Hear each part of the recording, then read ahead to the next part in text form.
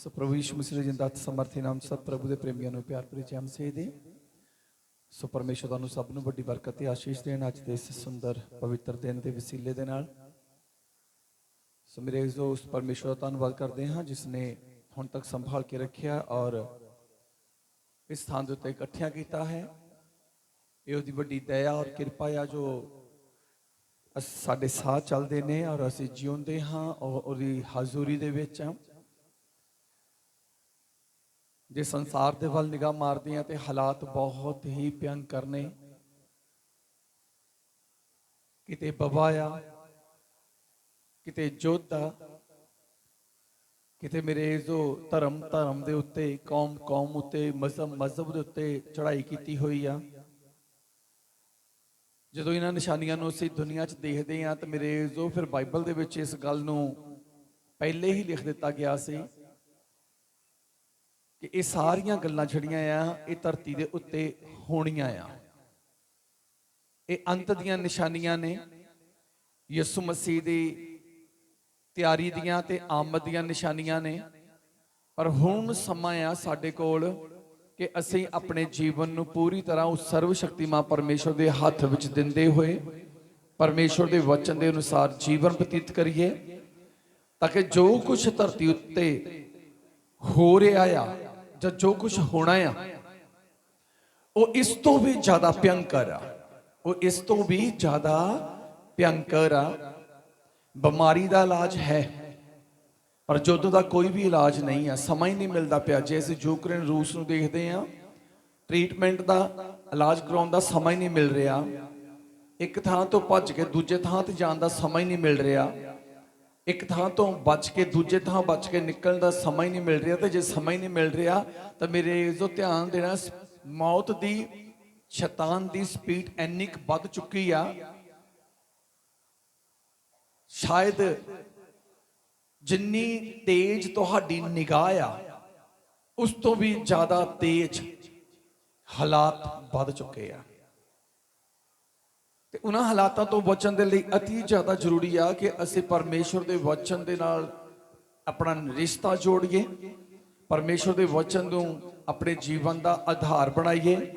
तो जदों परमेश्वर दे वचन दे अनुसार चलांगे किरपा बाली होनी शुरू हो जाएगी। धरती उत्ते परमेश्वर ने इंसान नूं अपने स्वरूप उत्ते बनाया ताकि इंसान परमेश्वर के हुक्मां च रह के परमेश्वर तो अनंत जीवन प्राप्त कर सके। लेकिन शैतान ने परमेश्वर के बनाए हुए मनुख के मन नूं बदल दिता, उहदे ख्यालां नूं बदल दिता, उहदियां सोचां नूं बदल दिता।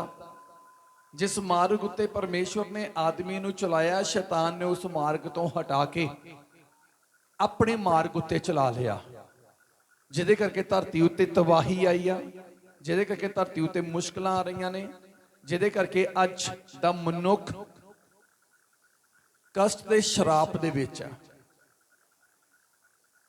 जदों असीं परमेश्वर के पवित्र वचन नूं देखदे हां ते परमेश्वर दा दास यिर्मयाह उन्हां हालातां नूं दस रहा आ जिहड़े हालात अदन दी वाटिका तो लैके गतसमनी दे बाग विच, गतसमनी दे बाग तो लैके गलगथा दी पहाड़ी तक ते मेरे जो सलीब उत्ते चढ़ के दिती हुई जान तक ते दिती हुई जान तो बाद प्राप्त हुई माफी तक मेरे जो लैके जांदा आ। यिर्मयाह दी किताब 18 अध्याय उहदी 1 आयत तो असीं पढ़ना शुरू करांगे। अज दे पवित्र वचन दे विच भेद भी आ, अज दे पवित्र वचन दी स्टडी भी आ और अज दे पवित्र वचन तो असीं ज्ञान भी लैणा आ। और अज दे पवित्र वचन तो अज जो पवित्र वचन साडे तो मंग करदा आ असीं उसनूं पूरा भी करना है, असीं उसनूं पूरा भी करना आ।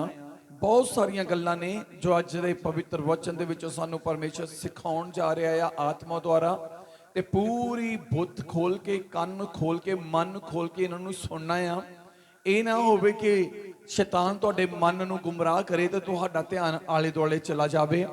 अज तो बाद हो सकदा ये पवित्र वचन छेती ना खुले, हो सकदा अज दियां आयतां अगले आने वाले समय फ्यूचर च थोड़े समय लिए ना खुलन इस स्थान ते, क्योंकि परमेश्वर ਆਪਣੇ ਪਵਿੱਤਰ ਵਚਨ ਨੂੰ ਸਮੇਂ ਸਿਰ ਭੇਜਦਾ ਆ ਤੇ ਅੱਜ ਉਸ ਵਚਨ ਨੂੰ ਸੁਣਨ ਦਾ ਤੇ ਮੰਨਣ ਦਾ ਸਮਾਂ ਆ ਤੇ ਅੱਜ ਮੌਕਾ ਚਾਂਸ ਆ ਸਾਡੇ ਕੋਲ ਕਿ ਅਸੀਂ ਪਵਿੱਤਰ ਵਚਨ ਨੂੰ ਸੁਣ ਕੇ ਸਮਝਣਾ ਤੇ ਸਮਝ ਕੇ ਆਪਣੇ ਜੀਵਨ 'ਚ ਅਪਲਾਈ ਕਰਨਾ ਆ। ਪੜਾਂਗੇ, ਇਸ ਧਿਆਨ ਦੇ ਨਾਲ ਸੁਣਾਂਗੇ। ਯਿਰਮੀਆ ਦੀ ਕਿਤਾਬ 18 ਅਧਿਆਏ ਉਹਦੀ 1 ਤੋਂ ਪੜਾਂਗੇ ਸੀ। ਉਹ ਬਚਨ ਜਿਹੜਾ ਯਹੋਵਾ ਵੱਲੋਂ ਯਿਰਮੀਆ ਕੋਲ ਆਇਆ ਕਿ ਉੱਠ ਘੁਮਿਆਰ ਦੇ ਘਰ ਨੂੰ ਉਤਰ ਜਾ, ਜਿੱਥੇ ਮੈਂ ਤੈਨੂੰ ਆਪਣੀਆਂ ਗੱਲਾਂ ਸੁਣਾਵਾਂਗਾ। ਤਾਂ ਮੈਂ ਘੁਮਿਆਰ ਦੇ ਘਰ ਨੂੰ ਉਤਰ ਗਿਆ ਅਤੇ ਵੇਖੋ ਉਹ ਆਪਣੀ ਚੱਕ ਉੱਤੇ ਕੰਮ ਕਰ ਰਿਹਾ ਸੀ। ਉਹ ਭਾਂਡਾ ਜਿਹੜਾ ਉਹ ਮਿੱਟੀ ਦਾ ਬਣਾਉਂਦਾ ਸੀ ਘੁਮਿਆਰ ਦੇ ਹੱਥ ਵਿੱਚ ਵਿਗੜ ਗਿਆ। ਤਦ ਉਹਨੇ ਮੁੜ ਉਸ ਤੋਂ ਇੱਕ ਦੂਜਾ ਭਾਂਡਾ ਬਣਾਇਆ ਜਿਵੇਂ ਉਹਦੀ ਨਿਗਾਹ ਵਿੱਚ ਚੰਗਾ ਲੱਗਾ। ਬਸ ਫਿਲਹਾਲ ਇੱਥੇ ਤੱਕ ਹੀ। ਮੈਂ ਕਹਿੰਦਾ ਜੇ ਹਿੰਦੀ ਦੀ ਬਾਈਬਲ ਕਿਸੇ ਨੇ ਖੋਲੀ ਹੈ ਤੇ 4 ਆਇਤ ਨੂੰ ਪੜ੍ਹੀਏ ਇਸ ਦਿਨ ਨੂੰ, 18 ਦੀ 4 ਆਇਤ ਨੂੰ। ਉਸ ਤੋਂ ਬਾਅਦ ਮੈਂ ਸਟਾਰਟ ਕਰਾਂਗਾ ਜਲਦੀ ਦੇ ਨਾਲ। 18 ਦੀ 4 आयत जल्दी दे नाल। जो मिट्टी का बर्तन वह बना रहा था वह बिगड़ गया, तब उसने उसी का दूसरा बर्तन अपनी समझ के अनुसार बना दिया। बस हालेलुया। परमेश्वर का पवित्र वचन संत यिर्मयाह विच दी होके मेरे जो दस रहा है कि परमेश्वर ने यिर्मयाह नाल गल कीती, कहंदा उठ ते घुमियार दे घर नूं उतर जा। ਉਹ चला गया और उत्थे की देखदा आ, लिखिया मैं तैनू उत्थे अपनी गल्लां सुणावांगा। परमेश्वर कुम्हार दे घर यिर्मयाह नूं खड़ के कुछ सिखाउणा चाहुंदा सी। कुम्हार जिहड़े मिट्टी दे बर्तन बनाउंदे ने और कुम्हार जो भी उन्हां दे हत्थ दी कारागरी आ ਉਹ एक ऐसे स्थान दे उत्ते आ जिहड़ी ਜਿਹਨੂੰ ਚੱਕ ਕਿਹਾ ਜਾਂਦਾ ਆ। ਚੱਕ ਤੋਂ ਬਿਨਾ ਕੁम्हार ਦਾ ਕੋਈ ਵੀ ਕੰਮ ਨਹੀਂ ਹੁੰਦਾ। ਚੱਕ ਤੋਂ ਬਗੈਰ ਕੁम्हार ਦਾ ਕੋਈ ਵੀ ਕੰਮ ਨਹੀਂ ਆ। ਜਿੰਨੇ ਵੀ ਕੰਮ ਕੁम्हार ਦੇ ਹੱਥ ਦੇ ਆ ਸਾਰੇ ਚੱਕ ਉੱਤੇ ਬਣਦੇ ਆ। ਲਿਖਿਆ ਗਿਆ ਤਾਂ ਮੈਂ ਕੁम्हार ਦੇ ਘਰ ਨੂੰ ਉਤਰ ਗਿਆ ਤਾਂ ਵੇਖੋ ਉਹ ਆਪਣੇ ਚੱਕ ਉੱਤੇ ਕੰਮ ਕਰ ਰਿਹਾ ਸੀ। ਉਹ ਭਾਂਡਾ ਜਿਹੜਾ ਉਹ ਮਿੱਟੀ ਦਾ ਬਣਾਉਂਦਾ ਸੀ ਕੁम्हार ਦੇ ਹੱਥ ਵਿੱਚ ਵਿਗੜ ਗਿਆ। ਤਦ ਉਹਨੇ ਮੁੜ ਉਸ ਤੋਂ ਇੱਕ ਦੂਜਾ ਭਾਂਡਾ ਬਣਾਇਆ ਤੇ ਜਿਵੇਂ ਉਹਦੀ ਨਿਗਾਹ ਵਿੱਚ ਚੰਗਾ ਸੀ। ਇੱਥੇ यिर्मयाह ਨਬੀ ਇੱਕ ਕੁम्हार ਦੀ ਗੱਲ ਕਰਦਾ ਆ ਤੇ ਕੁम्हार ਪਰਮੇਸ਼ਵਰ ਨੂੰ ਦਰਸਾਉਂਦਾ ਆ। ਜਿਵੇਂ ਮਿੱਟੀ ਕੁम्हार ਦੇ ਹੱਥ ਹੈ ਇਜ਼ਰਾਈਲੀ ਪਰਜਾ ਕੀ ਤੁਸੀਂ ਮੇਰੇ ਹੱਥ ਵਿੱਚ ਨਹੀਂ ਹੋ। ਕੁम्हार ਪਰਮੇਸ਼ਵਰ ਨੂੰ ਦਰਸਾਉਂਦਾ ਆ। ਤੇ ਇੱਥੇ ਦੋ ਭਾਂਡਿਆਂ ਦਾ ਜ਼ਿਕਰ ਕੀਤਾ ਗਿਆ। ਧਿਆਨ ਦੇ ਨਾਲ ਸੁਣਨਾ। ਜੇ ਅੱਜ ਆਪਣੇ ਆਪ ਨੂੰ परमेश्वर के अधीन करके परमेश्वर के वचन नूं सुन के तुसीं जान चाहो कि असीं असल किहड़े बर्तन आ, उहदा फल प्राप्त जरूर होवेगा। दो भांडियां दा जिक्र किया गया, दो बर्तनां दा जिक्र किया गया, कुम्हार दा जिक्र किया गया, चक दा जिक्र किया गया आ। ते बाइबल के अनुसार कुम्हार परमेश्वर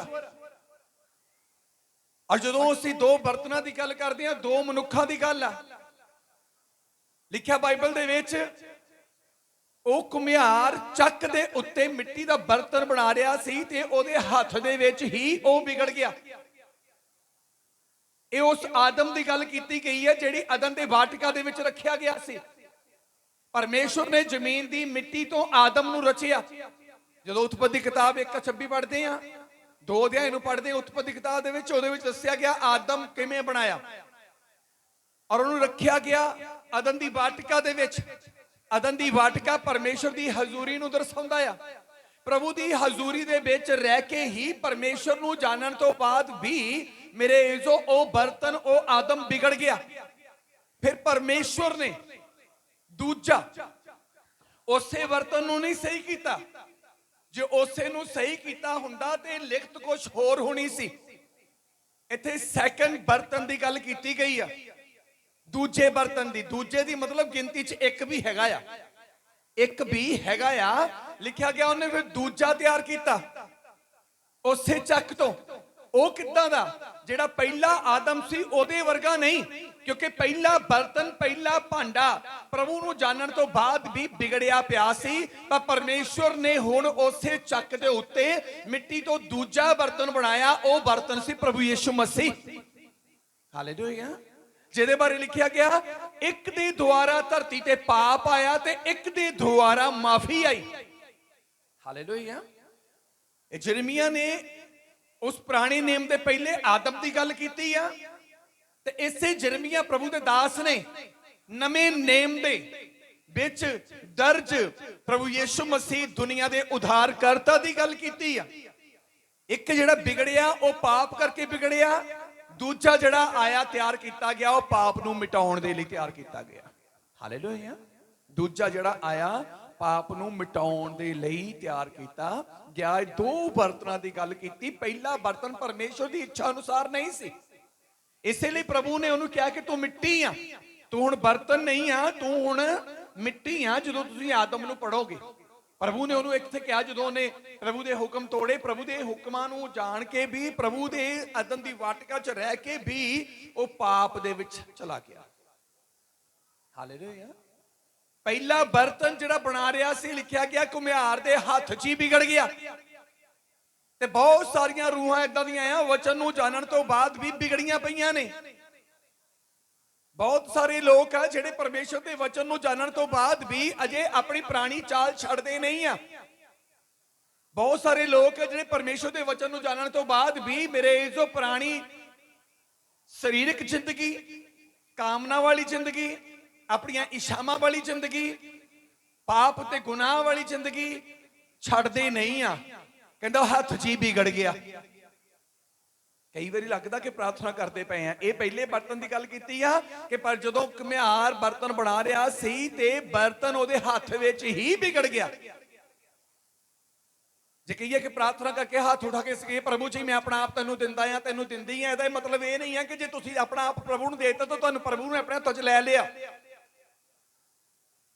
ਐਦਾਂ ਨਹੀਂ ਹੋ ਸਕਦਾ, ਕਿਉਂਕਿ ਜੇ ਕਦੋਂ ਪਰਮੇਸ਼ਵਰ ਕਿਰਪਾ ਕਰੇਗਾ, ਕਦੋਂ ਦਇਆ ਹੋਵੇਗੀ। ਬਾਈਬਲ ਜਦੋਂ ਅਸੀਂ ਰਸੂਲਾਂ ਦੇ ਕਿਤਾਬ 3 ਅਧਿਆਇ 19 ਚ ਪੜ੍ਹਦੇ ਆ, ਬਾਈਬਲ ਦੇ ਵਿੱਚ ਇੱਕ ਸ਼ਬਦ, ਇਸ ਪੂਰੇ ਅਧਿਆਇ ਦੇ ਇੱਕ ਆਇਤ ਦੇ ਵਿੱਚ ਇੱਕ ਸ਼ਬਦ ਆ ਬੜੀ ਤਾਕਤ ਵਾਲਾ, ਬੜੀ ਸ਼ਕਤੀ ਵਾਲਾ। ਜੇ ਉਸ ਸ਼ਬਦ ਨੂੰ, ਉਸ ਇੱਕ ਸ਼ਬਦ ਨੂੰ ਅਸੀਂ ਆਪਣੇ ਜੀਵਨ ਦੇ ਵਿੱਚ ਲੈ ਲਵਾਂਗੇ ਤਾਂ ਮੇਰੇ ਇਸੋ ਅਗਲੇ ਸ਼ਬਦਾਂ ਦੇ ਮਾਇਨੇ ਪੂਰੇ ਹੋਣੇ ਸ਼ੁਰੂ ਹੋ ਜਾਂਦੇ ਆ। ਪੜ੍ਹੀਏ ਜੇ ਕੱਢ ਲਿਆ ਤਾਂ 3:19। ਇਸ ਲਈ ਤੌਬਾ ਕਰੋ ਅਤੇ ਮੁੜੋ ਭਈ ਤੁਹਾਡੇ ਪਾਪ ਮਿਟਾਏ ਜਾਣ, ਤਾਂ ਜੋ ਪ੍ਰਭੂ ਦੇ ਹਜ਼ੂਰੋਂ ਸੁੱਖ ਦੇ ਦਿਨ ਆਉਣ। ਪਾਪ ਮਿਟਾਏ ਜਾਣਾ ਤੇ ਸਵਰਗੋਂ ਸੁੱਖ ਦੇ ਦਿਨ ਦਾ ਆਉਣਾ, ਇਹਦੇ ਮਾਇਨੇ ਤਦ ਬਣਦੇ ਆ ਜੇ ਅਸੀਂ ਜੇ ਇਨਸਾਨ ਪਾਪ ਵਾਲੇ ਮਾਰਗ ਤੋਂ, ਪਾਪ ਵਾਲੀ ਜ਼ਿੰਦਗੀ ਚੋਂ ਮੁੜ ਆਵੇ। ਇਸ ਲਈ ਤੌਬਾ ਕਰੋ। ਤੌਬਾ ਤਾਂ ਸਾਰੇ ਹੀ ਕਰਦੇ ਆ। ਜਦੋਂ ਆਫਤ ਆਉਂਦੀ ਮਾਫੀ ਤਾਂ ਸਾਰੇ ਮੰਗਦੇ, ਪ੍ਰਭੂ ਮੈਨੂੰ ਮਾਫ ਕਰ ਦੇ, ਪ੍ਰਭੂ ਮੈਂ ਗੁਨਾਹ ਕੀਤਾ ਮਾਫ ਕਰ ਦੇ। ਪਰ ਕਿਰਪਾ ਨਹੀਂ ਹੁੰਦੀ, ਦਇਆ ਨਹੀਂ ਹੁੰਦੀ। ਉਹ ਮਾਫੀ ਬੁੱਲਾਂ ਦੀ ਆ, ਸ਼ਬਦਾਂ ਦੀ ਆ। ਕਿਹੜੀ ਮਾਫੀ ਪ੍ਰਵਾਨ ਹੁੰਦੀ ਆ? ਕਿਸ ਮਾਫੀ ਤੋਂ ਬਾਅਦ, ਕਿਸ ਮੰਗੀ ਹੋਈ ਮਾਫੀ ਤੋਂ ਬਾਅਦ ਪਾਪ ਮਿਟਦੇ ਆ? ਜਦ ਤੱਕ ਇਨਸਾਨ ਪਾਪ ਵਾਲੇ ਮਾਰਗ ਤੋਂ, ਪਾਪ ਵਾਲੀਆਂ ਜ਼ਿੰਦਗੀਆਂ ਤੋਂ, ਪਾਪ ਵਾਲੇ ਲੋਕਾਂ ਤੋਂ ਮੁੜ ਨਹੀਂ ਪੈਂਦਾ। ਕਹਿੰਦਾ ਤੌਬਾ ਕਰੋ ਤੇ ਮੁੜੋ। ਮੁੜੋ ਸ਼ਬਦ ਤੁਹਾਡੇ ਲਈ ਇੱਕ ਵੱਡੀ ਅਹਿਮੀਅਤ ਰੱਖਦਾ ਆ। ਜੇ ਤੁਸੀਂ ਮੁੜ ਪਵੋਗੇ ਪਰਮੇਸ਼ਰ ਵੱਲ ਨੂੰ, ਮੁੜ ਪਵੋਗੇ ਪਾਪ ਵੱਲੋਂ, ਫਿਰ ਸਾਡੇ ਪਾਪ ਮਾਫ ਹੁੰਦੇ ਆ ਤਾਂ ਫਿਰ ਸਵਰਗੋਂ ਸੁੱਖ ਦੇ ਦਿਨ ਹੁੰਦੇ ਆ। ਅੱਜ ਬਹੁਤੇ ਲੋਕ ਚਰਚ ਮਿਨਿਸਟਰੀ ਜਾਂ ਪਾਸਟਰ ਨਾਲ ਹੀ ਜੁੜ ਗਏ ਆ, ਪਰ ਪਾਪ ਵੱਲੋਂ ਮੁੜਦੇ ਨਹੀਂ ਆ। ਆਸ ਕੇਵਲ ਪਾਸਟਰ ਤੇ ਰੱਖੇ ਕਿ ਪਾਸਟਰ ਹੀ ਕਿਰਪਾ ਕਰੇਗਾ, ਪਰ ਬਾਈਬਲ ਕੀ ਬਿਆਨ ਕਰਦੀ ਆ? ਜ਼ਿੰਦਗੀ ਵਿਗੜੀ ਹੋਈ ਆ ਵਚਨ ਨੂੰ ਜਾਣਨ ਤੋਂ ਬਾਅਦ ਵੀ। ਮੇਰੀ ਜੋ ਦਿਸ਼ਾ ਭਟਕੀ ਹੋਏ ਆ, ਵਚਨ ਨੂੰ ਜਾਣਨ ਤੋਂ ਬਾਅਦ ਵੀ ਸੁਭਾਅ ਅਜੇ ਤੱਕ ਪੁਰਾਣਾ ਹੀ ਆ ਤੇ ਰੱਬ ਦੀ ਕਿਰਪਾ ਨੂੰ ਅਸੀਂ ਚਾਹੁੰਦੇ ਆ। ਐਦਾਂ ਹੋ ਨਹੀਂ ਸਕਦਾ। ਕਦੋਂ ਕਿਰਪਾ ਹੋਵੇਗੀ, ਕਦੋਂ ਸਵਰਗੋਂ ਸੁੱਖ ਦੇ ਦਿਨ ਆਉਣਗੇ? ਜਦੋਂ ਪਰਮੇਸ਼ਰ ਦੇ ਵਚਨ ਦੇ ਅਨੁਸਾਰ ਇਨਸਾਨ ਆਪਣੇ ਪਾਪ ਵਾਲੇ ਮਾਰਗ ਤੋਂ, ਪਾਪ ਵਾਲੇ ਸੁਭਾਅ ਤੋਂ ਮੁੜ ਪਵੇਗਾ। ਮੁੜਨ ਤੋਂ ਬਾਅਦ ਹੀ ਪਾਪ ਦੀ ਮਾਫੀ ਉਤਰਦੀ ਆ। ਮੁੜਨ ਤੋਂ ਬਾਅਦ ਹੀ ਮੇਰੇ ਜੋ ਸਵਰਗੋਂ ਸੁੱਖ ਦੇ ਦਿਨ ਆਉਂਦੇ ਆ। ਪੁਰਾਣੀ ਜ਼ਿੰਦਗੀ ਦੇ ਵਿੱਚ ਰਹਿ ਕੇ ਕਦੀ ਵੀ ਕੋਈ ਸੁੱਖ ਪ੍ਰਾਪਤ ਕੀਤਾ ਨਹੀਂ ਜਾ ਸਕਦਾ, ਕਿਉਂਕਿ ਇਹਨਾਂ ਗੱਲਾਂ ਨੂੰ ਬਿਆਨ ਕੀਤਾ ਗਿਆ। ਜੇ ਅਸੀਂ ਸਾਨੂੰ ਪਰਮੇਸ਼ਰ ਨੇ ਪੁਰਾਣੀ ਜ਼ਿੰਦਗੀ ਤਿਆਗਣ ਨੂੰ ਕਿਹਾ ਆ, ਜੇ ਪਰਮੇਸ਼ਰ ਨੇ ਆਪਣੇ ਕੋਲ ਬੁਲਾ ਲਿਆ ਆ, ਜੇ ਪਰਮੇਸ਼ਰ ਨੇ ਅਦਨ ਦੇ ਬਾਗ ਦੇ ਵਾਲੇ ਵਿਗੜੇ ਹੋਏ ਆਦਮ ਤੋਂ ਸਾਨੂੰ ਵੱਖਰਾ ਕੀਤਾ ਆ, ਤੇ ਫਿਰ ਮੇਰੇ ਇਸੋ ਪਰਮੇਸ਼ਰ ਨੇ ਖੁਰਲੀ ਤੇ ਚਰਨੀ 'ਚ ਪੈਦਾ ਹੋਏ ਯਿਸੂ ਮਸੀਹ ਦੇ ਨਾਲ ਸਾਨੂੰ ਜੋੜਿਆ ਆ, ਕਿਉਂਕਿ ਉੱਥੋਂ ਹੀ ਕਿਰਪਾ ਆ, ਉੱਥੋਂ ਹੀ ਕਿਰਪਾ ਆ। ਇਸੇ ਲਈ ਪ੍ਰਭੂ ਦਾ ਵਚਨ ਬਿਆਨ ਕਰਦਾ ਹੈ। ਮੇਰੇ ਤੋਂ ਪੜਾਂਗੇ ਅਸੀਂ ਉਸ ਯਿਰਮੀਆ ਦੀ ਕਿਤਾਬ 18 ਉਹਦੀ 5 ਤੋਂ। ਫਿਰ ਯਹੋਵਾ ਦਾ ਬਚਨ ਮੇਰੇ ਕੋਲ ਆਇਆ, ਫੇ ਪਰਮੇਸ਼ਵਰ ਦਾ ਵਚਨ, ਪਰਮੇਸ਼ਵਰ ਦੀ ਆਵਾਜ਼ ਮੇਰੇ ਕੋਲ ਆਈ, ਹੇ ਇਸਰਾਇਲ ਦੇ ਘਰਾਣੇ, ਹੇ ਇਜ਼ਰਾਈਲ ਦੇ ਘਰਾਣੇ।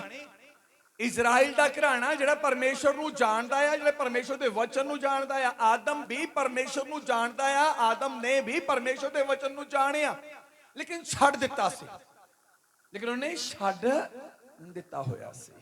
ਇਸੇ ਲਈ ਪ੍ਰਭੂ ਨੇ ਉਹਨੇ ਕਿਹਾ ਕਿ ਤੂੰ ਮਿੱਟੀ ਆ, ਤੂੰ ਕੀ ਆ? ਮਿੱਟੀ ਆ, ਕਿਉਂਕਿ ਤੂੰ ਵਚਨ ਛੱਡ ਦਿੱਤਾ। ਵਚਨ ਛੱਡਣ ਵਾਲਾ ਇਨਸਾਨ ਪਰਮੇਸ਼ਵਰ ਦੀ ਨਜ਼ਰ 'ਚ ਮਿੱਟੀ ਆ, ਤੇ ਮਿੱਟੀ ਕਦੀ ਵੀ ਸਿਰ ਦਾ ਤਾਜ ਨਹੀਂ ਹੁੰਦੀ, ਬਲਕਿ ਪੈਰਾਂ ਦੇ ਥੱਲੇ ਰੋਂਦੀ ਜਾਂਦੀ ਆ। ਹਾਲੇਲੂਇਆ। ਔਰ ਬਾਈਬਲ ਦੇ ਵਿੱਚ ਜਦੋਂ ਅਸੀਂ ਦੇਖਦੇ ਆ, ਮਿੱਟੀ ਇੱਕ ਖੁਰਾਕ ਦੇ ਰੂਪ ਦੇ ਵਿੱਚ ਵੀ ਆ। ਮਿੱਟੀ ਇੱਕ ਖੁਰਾਕ ਦੇ ਰੂਪ ਦੇ ਵਿੱਚ ਵੀ ਆ। ਜੇ ਪਰਮੇਸ਼ਵਰ ਨੇ ਆਦਮ ਨੂੰ ਕਿਹਾ ਤੂੰ ਮਿੱਟੀ ਆ, ਤੇ ਉਹ ਕਿਹਦੀ ਖੁਰਾਕ ਬਣਾ ਦਿੱਤਾ?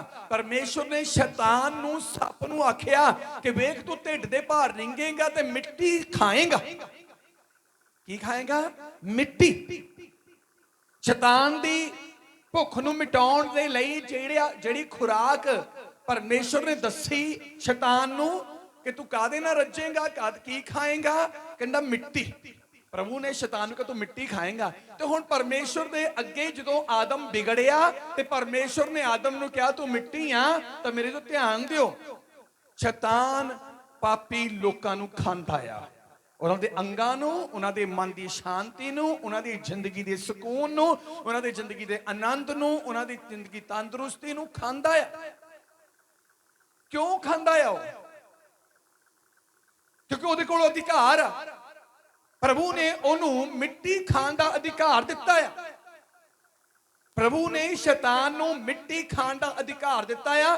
ਤੇ ਹੁਣ ਮਿੱਟੀ ਕੌਣ ਹੈ? ਜਿਹੜਾ ਪਰਮੇਸ਼ਰ ਦੇ ਹੁਕਮ ਨੂੰ ਤੋੜਦਾ, ਜਿਹੜਾ ਪਰਮੇਸ਼ਰ ਦੇ ਵਚਨਾਂ ਚੋਂ ਬਾਹਰ ਰਹਿੰਦਾ, ਜਿਹੜੇ ਪਰਮੇਸ਼ਰ ਦੇ ਵਚਨਾਂ ਨੂੰ ਆਪਣੀ ਜ਼ਿੰਦਗੀ 'ਚ ਅਹਿਮੀਅਤ ਨਹੀਂ ਦਿੰਦਾ, ਦਰਜਾ ਨਹੀਂ ਦਿੰਦਾ, ਉਹ ਮਿੱਟੀ ਆ। ਤੇ ਫਿਰ ਅਸੀਂ ਇਹ ਨਹੀਂ ਕਹਿ ਸਕਦਾ, ਕੋਈ ਮਨੁੱਖ ਇਹ ਨਹੀਂ ਕਹਿ ਸਕਦਾ ਕਿ ਸ਼ੈਤਾਨ ਮੇਰਾ ਪਿੱਛਾ ਕਿਉਂ ਨਹੀਂ ਛੱਡਦਾ, ਕਿਉਂਕਿ ਸ਼ੈਤਾਨ ਤੋਂ ਅਧਿਕਾਰ ਆ।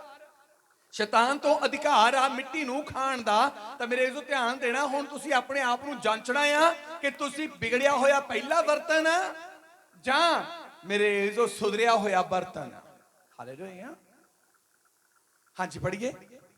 ਹੇ ਇਸਰਾਇਲ ਦੇ ਘਰਾਣੇ, ਹੇ ਇਜ਼ਰਾਈਲ ਦੇ ਘਰਾਣੇ, ਕਿ ਮੈਂ ਇਸ ਘੁਮਿਆਰ ਵਾਂਗੂ ਤੁਹਾਡੇ ਨਾਲ ਨਹੀਂ ਕਰ ਸਕਦਾ? ਕੀ ਮੈਂ ਇਸ ਘੁਮਿਆਰ ਵਾਂਗ ਤੁਹਾਡੇ ਨਾਲ ਨਹੀਂ ਕਰ ਸਕਦਾ?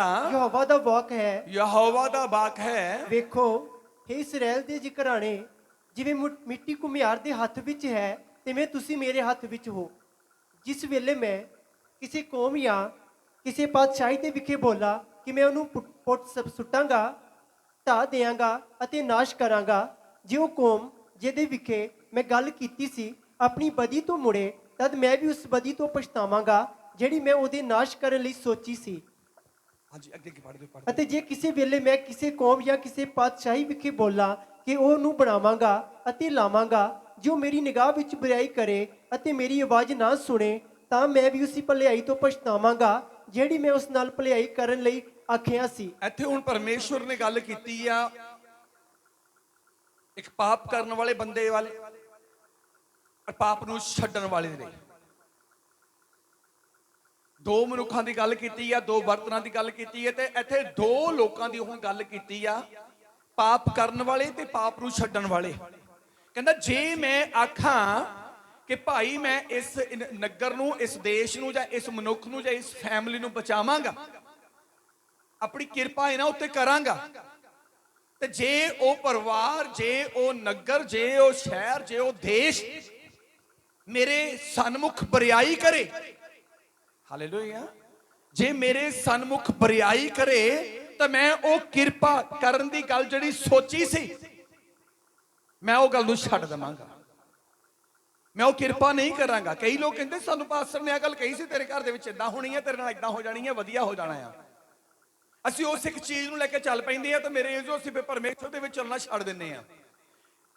ਪਰਮੇਸ਼ਰ 'ਚ ਚੱਲਣਾ ਜਦੋਂ ਛੱਡਦੇ ਆ, ਫਿਰ ਮੁਸ਼ਕਲਾਂ ਆਉਂਦੀਆਂ, ਪਰੇਸ਼ਾਨੀਆਂ ਆਉਂਦੀਆਂ, ਫਿਰ ਲੋਕ ਕਹਿ ਦਿੰਦੇ ਪਾਸ਼ਾ ਜੀ ਤੁਸੀਂ ਤਾਂ ਕਹਿੰਦੇ ਸੀ ਸਾਡੇ ਘਰ ਨਾਲ ਸਭ ਕੁਝ ਵਧੀਆ ਹੋਣਾ ਸ਼ੁਰੂ ਹੋ ਜਾਣਾ। ਵਧੀਆ ਕਦੋਂ ਹੋਣਾ ਸ਼ੁਰੂ ਹੋਣਾ? ਜਦੋਂ ਅਸੀਂ ਪਰਮੇਸ਼ਰ ਦੇ ਵਚਨ ਦੇ ਅਨੁਸਾਰ ਵਧੀਆ ਬਣਾਂਗੇ। ਤੇ ਜੇ ਅਸੀਂ ਵਧੀਆ ਬਣਨ ਦੀ ਬਜਾਏ ਫਿਰ ਪਾਪ ਦੇ ਵਿੱਚ ਚਲੇ ਜਾਂਦੇ ਆ, ਫਿਰ ਮੇਰੇ ਤੋਂ ਗੁਨਾਹ ਚਲੇ ਜਾਂਦੇ ਆ। ਪਰਮੇਸ਼ਰ ਕਹਿੰਦਾ ਮਨੁੱਖ ਚਾਹੇ ਘਰਾਣਾ ਚਾਹੇ ਦੇਸ਼, ਮੈਂ ਤਰਸ ਨਹੀਂ ਕਰਾਂਗਾ।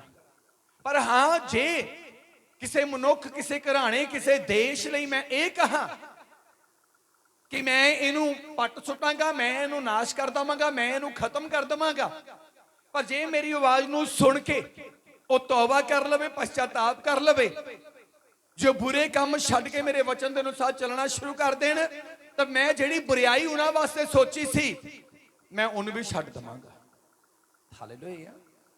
ਇੱਥੇ ਜੇ ਇਹਨਾਂ ਦੋਨਾਂ ਚੀਜ਼ਾਂ ਨੂੰ ਦੇਖਦੇ ਆ ਤਾਂ ਗੱਲ ਇੱਕੋ ਹੀ ਨਿਕਲਦੀ ਆ ਕਿ ਜੇ ਪਾਪ ਕਰਨਾ ਛੱਡਾਂਗੇ ਤਾਂ ਖੁਦਾ ਦੀ ਕਿਰਪਾ ਹੋਵੇਗੀ। ਜੇ ਖੁਦਾ ਦੇ ਵਚਨ ਨੂੰ ਜਾਣਨ ਤੋਂ ਬਾਅਦ ਪਾਪ ਕਰਨਾ ਛੱਡਾਂਗੇ ਨਾ, ਤਾਂ ਮੇਰੇ ਜੋ ਫਿਰ ਕਿਰਪਾ ਨਹੀਂ, ਫਿਰ ਸ਼ਰਾਪ ਹੋਣਗੇ, ਫਿਰ ਦੁੱਖ ਹੋਣਗੇ। ਪਰਮੇਸ਼ਵਰ ਨੇ ਪਹਿਲੇ ਆਦਮ ਨੂੰ ਸੈੱਟ ਕਰਨ ਦੇ ਲਈ, ਪਹਿਲੇ ਵਿਗੜੇ ਹੋਏ ਆਦਮ ਨੂੰ ਸਹੀ ਦਿਸ਼ਾ ਦੇਣ ਦੇ ਲਈ ਆਪਣੇ ਪੁੱਤਰ ਯੀਸ਼ੂ ਨੂੰ ਇਸ ਧਰਤੀ ਤੇ ਭੇਜਿਆ। ਪਹਿਲਾਂ ਵਿਗੜੇ ਹੋਏ ਆਦਮ ਨੂੰ ਸਹੀ ਦਿਸ਼ਾ ਦੇਣ ਦੇ ਲਈ, ਸਹੀ ਜੀਵਨ ਦੇਣ ਦੇ ਲਈ ਆਪਣੇ ਪੁੱਤਰ ਯੀਸ਼ੂ ਨੇ ਇਸ ਧਰਤੀ ਤੇ ਭੇਜਿਆ। ਔਰ ਮੈਂ ਦੱਸਣਾ ਚਾਹੁੰਦਾ ਹਾਂ, ਪਹਿਲੇ ਆਦਮ ਤੇ ਸਵਰਗੋਂ ਆਏ ਹੋਏ ਪਰਮੇਸ਼ਰ ਦੇ ਪੁੱਤਰ ਜੋ ਆਦਮ ਦੇ ਰੂਪ ਦੇ ਵਿੱਚ ਆਇਆ, ਉਹਦੇ ਵਿੱਚ ਇੱਕੋ ਗੱਲ ਕਾਮਨ ਸੀ। ਇਹ ਦੋਵੇਂ, ਪਹਿਲਾ ਤੇ ਦੂਜਾ, ਪਹਿਲਾ ਧਰਤੀ ਤੋਂ ਸੀ, ਦੂਜਾ ਸਵਰਗੋਂ ਸੀ। ਇਹ ਦੋਨੇ ਹੀ ਚੜ੍ਹਦੇ ਪਾਸੇ ਭਾਵ ਪੂਰਬ ਦਿਸ਼ਾ ਦੇ ਵਿੱਚ ਹੀ ਆਏ ਆ, ਬਣਾਏ ਗਏ ਆ, ਪੂਰਬ ਦਿਸ਼ਾ ਦੇ ਵਿੱਚ ਹੀ ਰੱਖੇ ਗਏ ਆ। ਇਹਨਾਂ ਨੂੰ ਤਿਆਰ ਅਲੱਗ ਥਾਂ ਤੇ ਕੀਤਾ, ਪਰ ਰੱਖਿਆ ਉਹਨਾਂ ਨੂੰ ਅਲੱਗ ਥਾਂ ਤੇ ਆ। ਹਾਲੇਲੂਇਆ।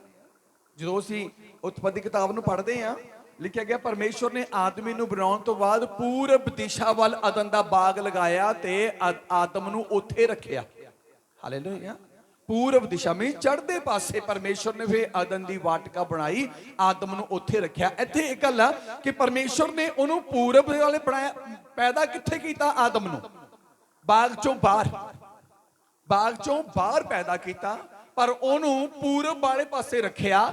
ਦੂਜੇ ਪਾਸੇ ਜਦੋਂ ਅਸੀਂ ਪੜ੍ਹਦੇ ਹਾਂ, ਜਿਹੜਾ ਵਿਗੜੇ ਹੋਏ ਮਨੁੱਖ ਨੂੰ ਸਿੱਧੇ ਰਸਤੇ ਪਾਉਣ ਦੇ ਲਈ ਆਇਆ, ਜਿਹੜਾ ਸਿੱਧੇ ਰਸਤੇ ਪਾਉਣ ਦੇ ਲਈ ਆਇਆ, ਉਹਦੇ ਬਾਰੇ ਵੀ ਇਹੀ ਲਿਖਿਆ ਗਿਆ ਆ। ਮੇਰੇ ਜੋ ਧਿਆਨ ਦੇਣਾ, ਜਦੋਂ ਮਰੀਅਮ ਦੀ ਕੁੱਖ ਦੇ ਵਿੱਚ ਯਿਸੂ ਮਸੀਹ ਆਇਆ ਤੇ ਲਿਖਿਆ ਗਿਆ ਯੂਸਫ ਦੇ ਮਨ ਵਿੱਚ ਸੀ ਕਿ ਮੈਂ ਬਿਨਾਂ ਕਲੰਕਣ ਇਹਨੂੰ ਕੀਤਿਆਂ ਜਾਂ ਇਹਨੂੰ ਇੱਥੇ ਦੋਸ਼ ਆਏ ਤੋਂ ਬਗੈਰ ਮੈਂ ਇਹਨੂੰ ਤਿਆਗ ਦਵਾਂਗਾ। ਪਰਮੇਸ਼ਰ ਦੇ ਦੂਤ ਨੇ ਰਾਤ ਨੂੰ ਸੁਪਨੇ ਵਿੱਚ ਆ ਕੇ ਯੂਸਫ ਨੂੰ ਕਿਹਾ, ਉਹਨੂੰ ਸਾਰਾ ਸਮਝਾਇਆ, ਕਿਹਾ ਕਿ ਇਹਨੂੰ ਹੁਣ ਤੂੰ ਆਪਣੇ ਨਾਲ ਆਪਣੇ ਘਰ ਲੈ ਕੇ ਆ। ਯਿਸੂ ਮਸੀਹ ਕੁੱਖ ਦੇ ਵਿੱਚ ਕਿਸੇ ਥਾਂ ਤੇ ਆਇਆ, ਪਰ ਲਿਆਂਦਾ ਕਿਸੇ ਥਾਂ ਦੇ ਉੱਤੇ। ਹੁਣ ਦੂਜੀ ਗੱਲ ਦੇਖਦੇ, ਬਾਈਬਲ ਦੇ ਵਿੱਚ ਲਿਖਿਆ ਗਿਆ ਕਿ ਉਸ ਵੇਲੇ ਮਰਦਮਸ਼ੁਮਾਰੀ ਦਾ ਸਮਾਂ ਸੀ। ਪਹਿਲੀ ਮਰਦਮਸ਼ੁਮਾਰੀ, ਵਰਲਡ ਦੀ ਪਹਿਲੀ ਮਰਦਮਸ਼ੁਮਾਰੀ ਸ਼ੁਰੂ ਹੋਈ ਤੇ ਮੇਰੇ ਜੋ ਯੂਸਫ ਵੀ ਆਪਣੀ ਮੰਗੇਤਰ ਮਰੀਅਮ ਨੂੰ ਲੈ ਕੇ ਉਸ ਸਥਾਨ ਤੇ ਗਿਆ। ਜਦੋਂ ਉੱਥੇ ਮਰਦਮਸ਼ੁਮਾਰੀ ਕਰਾਉਣ ਦੇ ਲਈ ਗਏ ਆ ਤੇ ਬਾਈਬਲ 'ਚ ਲਿਖਿਆ ਗਿਆ ਆ ਕਿ ਮਰੀਅਮ ਦੇ ਜਨਮ ਦੇ ਦਿਨ ਪੂਰੇ ਹੋ ਗਏ। ਮੱਤੀ ਔਰ ਲੂਕਾ ਜਦੋਂ ਸਟਾਰਟਿੰਗ 'ਚ ਪੜ੍ਹਦੇ ਆ, ਮਰੀਅਮ ਦੇ ਦਿਨ ਜਨਮ ਦੇ ਪੂਰੇ ਹੋ ਗਏ।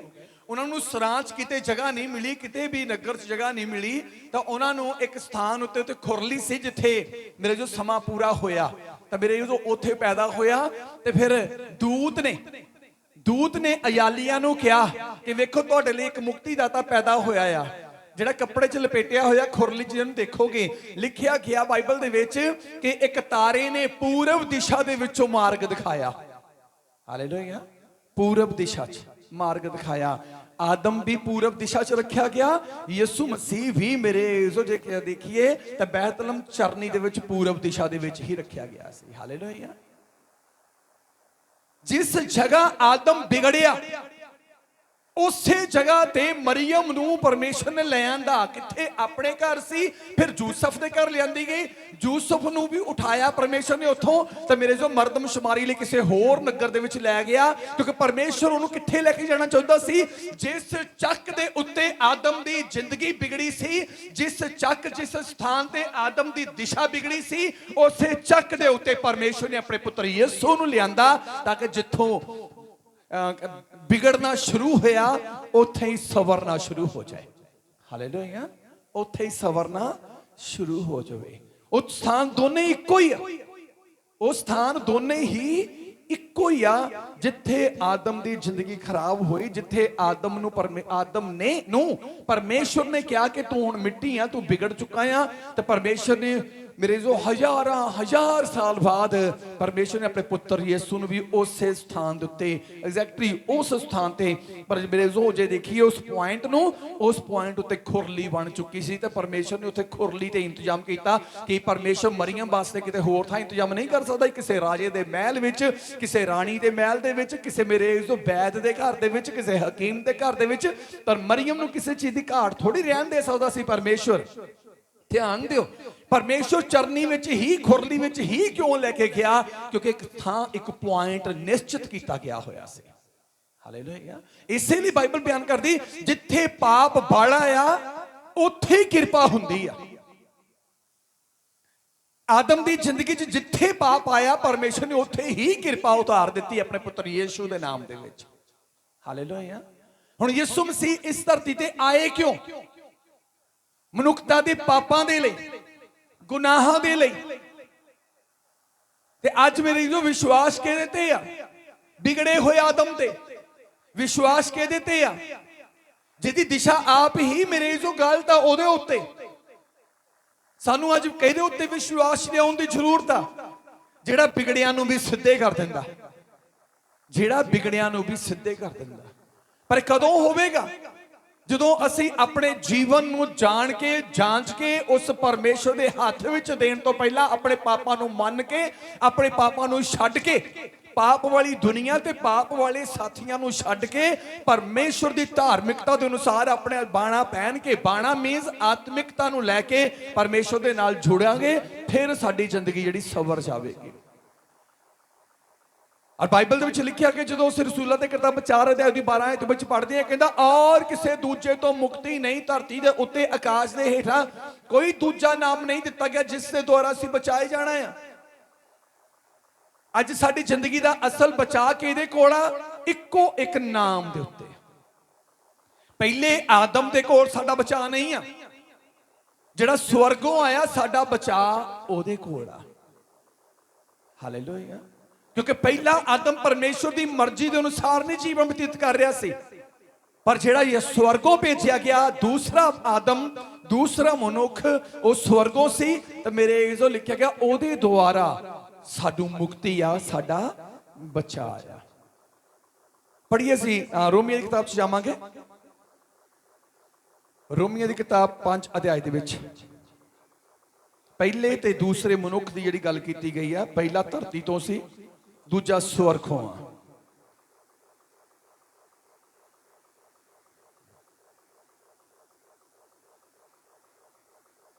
ਮੈਂ ਪੜ੍ਹਦਾ ਇਹਦੀ 5 ਦੀ 12 ਤੋਂ। ਇਸ ਲਈ ਜਿਵੇਂ ਇੱਕ ਮਨੁੱਖ ਤੋਂ ਪਾਪ ਸੰਸਾਰ ਵਿੱਚ ਆਇਆ ਤੇ ਪਾਪ ਤੋਂ ਮੌਤ ਆਈ, ਅਤੇ ਇਸੇ ਤਰ੍ਹਾਂ ਮੌਤ ਸਭਨਾ ਮਨੁੱਖਾਂ ਵਿੱਚ ਫੈਲ ਗਈ, ਇਸ ਲਈ ਜੋ ਸਭਨਾ ਨੇ ਪਾਪ ਕੀਤਾ। ਲਿਖਿਆ ਬਾਈਬਲ 'ਚ ਪਰਮੇਸ਼ਰ ਦਾ ਸੰਤ ਪੌਲਸ ਦਾਸ, ਪ੍ਰਭੂ ਦਾ ਦਾਸ ਕੀ ਕਹਿ ਰਿਹਾ ਆ ਕਿ ਇੱਕ ਮਨੁੱਖ ਤੋਂ ਪਾਪ ਸੰਸਾਰ ਵਿੱਚ ਆਇਆ ਤੇ ਉਸ ਪਾਪ ਤੋਂ ਮੌਤ ਸੰਸਾਰ ਵਿੱਚ ਫੈਲ ਗਈ। ਇੱਕੋ ਮਨੁੱਖ ਦੇ ਨਾਲ, ਪਹਿਲੇ ਆਦਮੀ ਦੇ ਨਾਲ। ਆ ਇੱਕ ਆਵਾਜ਼ ਆ ਰਹੀ ਹੈ ਮੈਨੂੰ ਸਪੀਕਰ ਚੋਂ ਅੱਜ ਵੀ, ਪਿਛਲੀ ਵਾਰ ਵੀ ਆ ਰਹੀ ਸੀ। ਇੱਥੇ ਬੈਠੋ ਇੱਕ ਨਾ ਕੇ ਚੈੱਕ ਕਰੋ। ਜਦੋਂ ਇੰਡੀਆ 'ਚ ਅਜੇ ਕਰੋਨਾ ਨਹੀਂ ਸੀ, 19 'ਚ ਆਇਆ ਹੋਏਗਾ, ਪੰਜਾਬ 'ਚ ਇੱਕੋ ਮਨੁੱਖ ਦੇ ਦੁਆਰਾ ਆਇਆ। ਪਤਾ, ਇੱਕੋ ਮਨੁੱਖ ਦੇ ਦੁਆਰਾ ਪੰਜਾਬ ਦੇ ਵਿੱਚ ਕਰੋਨਾ ਆਇਆ। ਹੋਲੇ ਮਹੱਲੇ ਦਾ ਸਮਾਂ ਸੀ ਉਦੋਂ। ਔਰ ਗੜ ਸ਼ੰਕਰ ਸਾਈਡ ਤੋਂ ਹੀ ਉਹ ਮਨੁੱਖ ਸੀ ਜਿਹੜਾ ਪੰਜਾਬ ਚੋਂ ਬਾਹਰ ਗਿਆ, ਫਿਰ ਪੰਜਾਬ ਦੇ ਵਿੱਚ ਆਇਆ ਔਰ ਉੱਥੋਂ ਸ਼ੁਰੂ ਹੋ ਗਿਆ ਇੱਕ ਤੋਂ ਤੇ ਇੱਕ ਕੰਟਰੀ ਤੋਂ, ਇੱਕ ਕੰਟਰੀ ਦੇ ਕਿਤੇ ਇੱਕ ਪੁਆਇੰਟ ਤੋਂ ਕਰੋਨਾ ਸ਼ੁਰੂ ਹੋਇਆ ਸੀ। ਫੈਲਿਆ ਕਿੱਥੇ? ਪੂਰੀ ਦੁਨੀਆ 'ਚ। ਕੋਈ ਐਦਾਂ ਦਾ ਦੇਸ਼ ਸੀ ਜਿਸ ਦੇਸ਼ ਦੇ ਵਿੱਚ ਲੋਕਡਾਊਨ ਨਾ ਲੱਗਾ ਹੋਵੇ ਉਹਨਾਂ ਸਮਿਆਂ 'ਚ? ਕੋਈ ਐਦਾਂ ਦਾ ਸਥਾਨ ਸੀ ਜਿੱਥੇ ਮਾਸਕ ਤੋਂ ਬਗੈਰ ਜਾਣ ਦੀ ਆਗਿਆ ਦਿੱਤੀ ਜਾਂਦੀ ਹੋਵੇ ਉਸ ਸਮੇਂ 'ਚ? 19 ਦੇ ਐਂਡ 20 ਦੇ ਵਿੱਚ, 21 ਦੇ ਵਿੱਚ ਮੀਨਸ ਇੱਕ ਛੋਟਾ ਜਿਹਾ ਵਾਇਰਸ ਸਾਰੀ ਦੁਨੀਆ 'ਚ ਉਦੋਂ ਫੈਲ ਗਿਆ। ਬਹੁਤ ਲੰਬੇ ਸਮੇਂ ਦੀ ਗੱਲ ਨਹੀਂ ਕਰ ਰਿਹਾ ਮੈਂ, 19 ਦਾ ਐਂਡ 20, 21, ਇੱਕ ਛੋਟਾ ਜਿਹਾ ਵਾਇਰਸ। ਤਾਂ ਮੇਰੇ ਤੋਂ ਧਿਆਨ ਦਿਓ, ਆਦਮ ਨੇ ਵੀ ਇੱਕ ਐਦਾਂ ਦਾ ਵਾਇਰਸ ਧਰਤੀ ਤੇ ਫੈਲਾ ਦਿੱਤਾ ਸੀ ਜਿਹਦਾ ਨਾਮ ਮੌਤ ਸੀ। ਇਸੇ ਲਈ ਲਿਖਿਆ ਗਿਆ, ਕਹਿੰਦਾ ਇੱਕ ਮਨੁੱਖ ਤੋਂ ਪਾਪ ਸੰਸਾਰ ਦੇ ਵਿੱਚ ਆਇਆ ਤੇ ਉਸ ਪਾਪ ਤੋਂ ਮੌਤ ਫੈਲ ਗਈ। ਇੱਕੋ ਮਨੁੱਖ ਤੋਂ। ਅੱਜ ਜ਼ਿੰਦਗੀ ਦੇ ਵਿੱਚ ਦੁੱਖ ਔਰ ਮੌਤ ਦਾ ਸਾਇਆ ਆ, ਇਹ ਤਾਂ ਮਤਲਬ ਅਸੀਂ ਅਜੇ ਵੀ ਪੁਰਾਣੇ ਆਦਮ ਦੇ ਨਾਲ ਜੁੜੇ ਹੋਏ ਆ। ਔਰ ਉਹ ਪੁਰਾਣਾ ਆਦਮ ਕਿਹੜਾ ਆ? ਫਲ ਖਾਣ ਤੋਂ ਬਾਅਦ ਵਾਲੀ ਜ਼ਿੰਦਗੀ ਵਾਲਾ, ਹੁਕਮ ਤੋੜਨ ਤੋਂ ਬਾਅਦ ਵਾਲਾ ਜਿਹੜਾ ਆਦਮ ਸੀ, ਅਸੀਂ ਅਜੇ ਵੀ ਉਹਦੇ ਨਾਲ ਜੁੜੇ ਹੋਏ ਆ।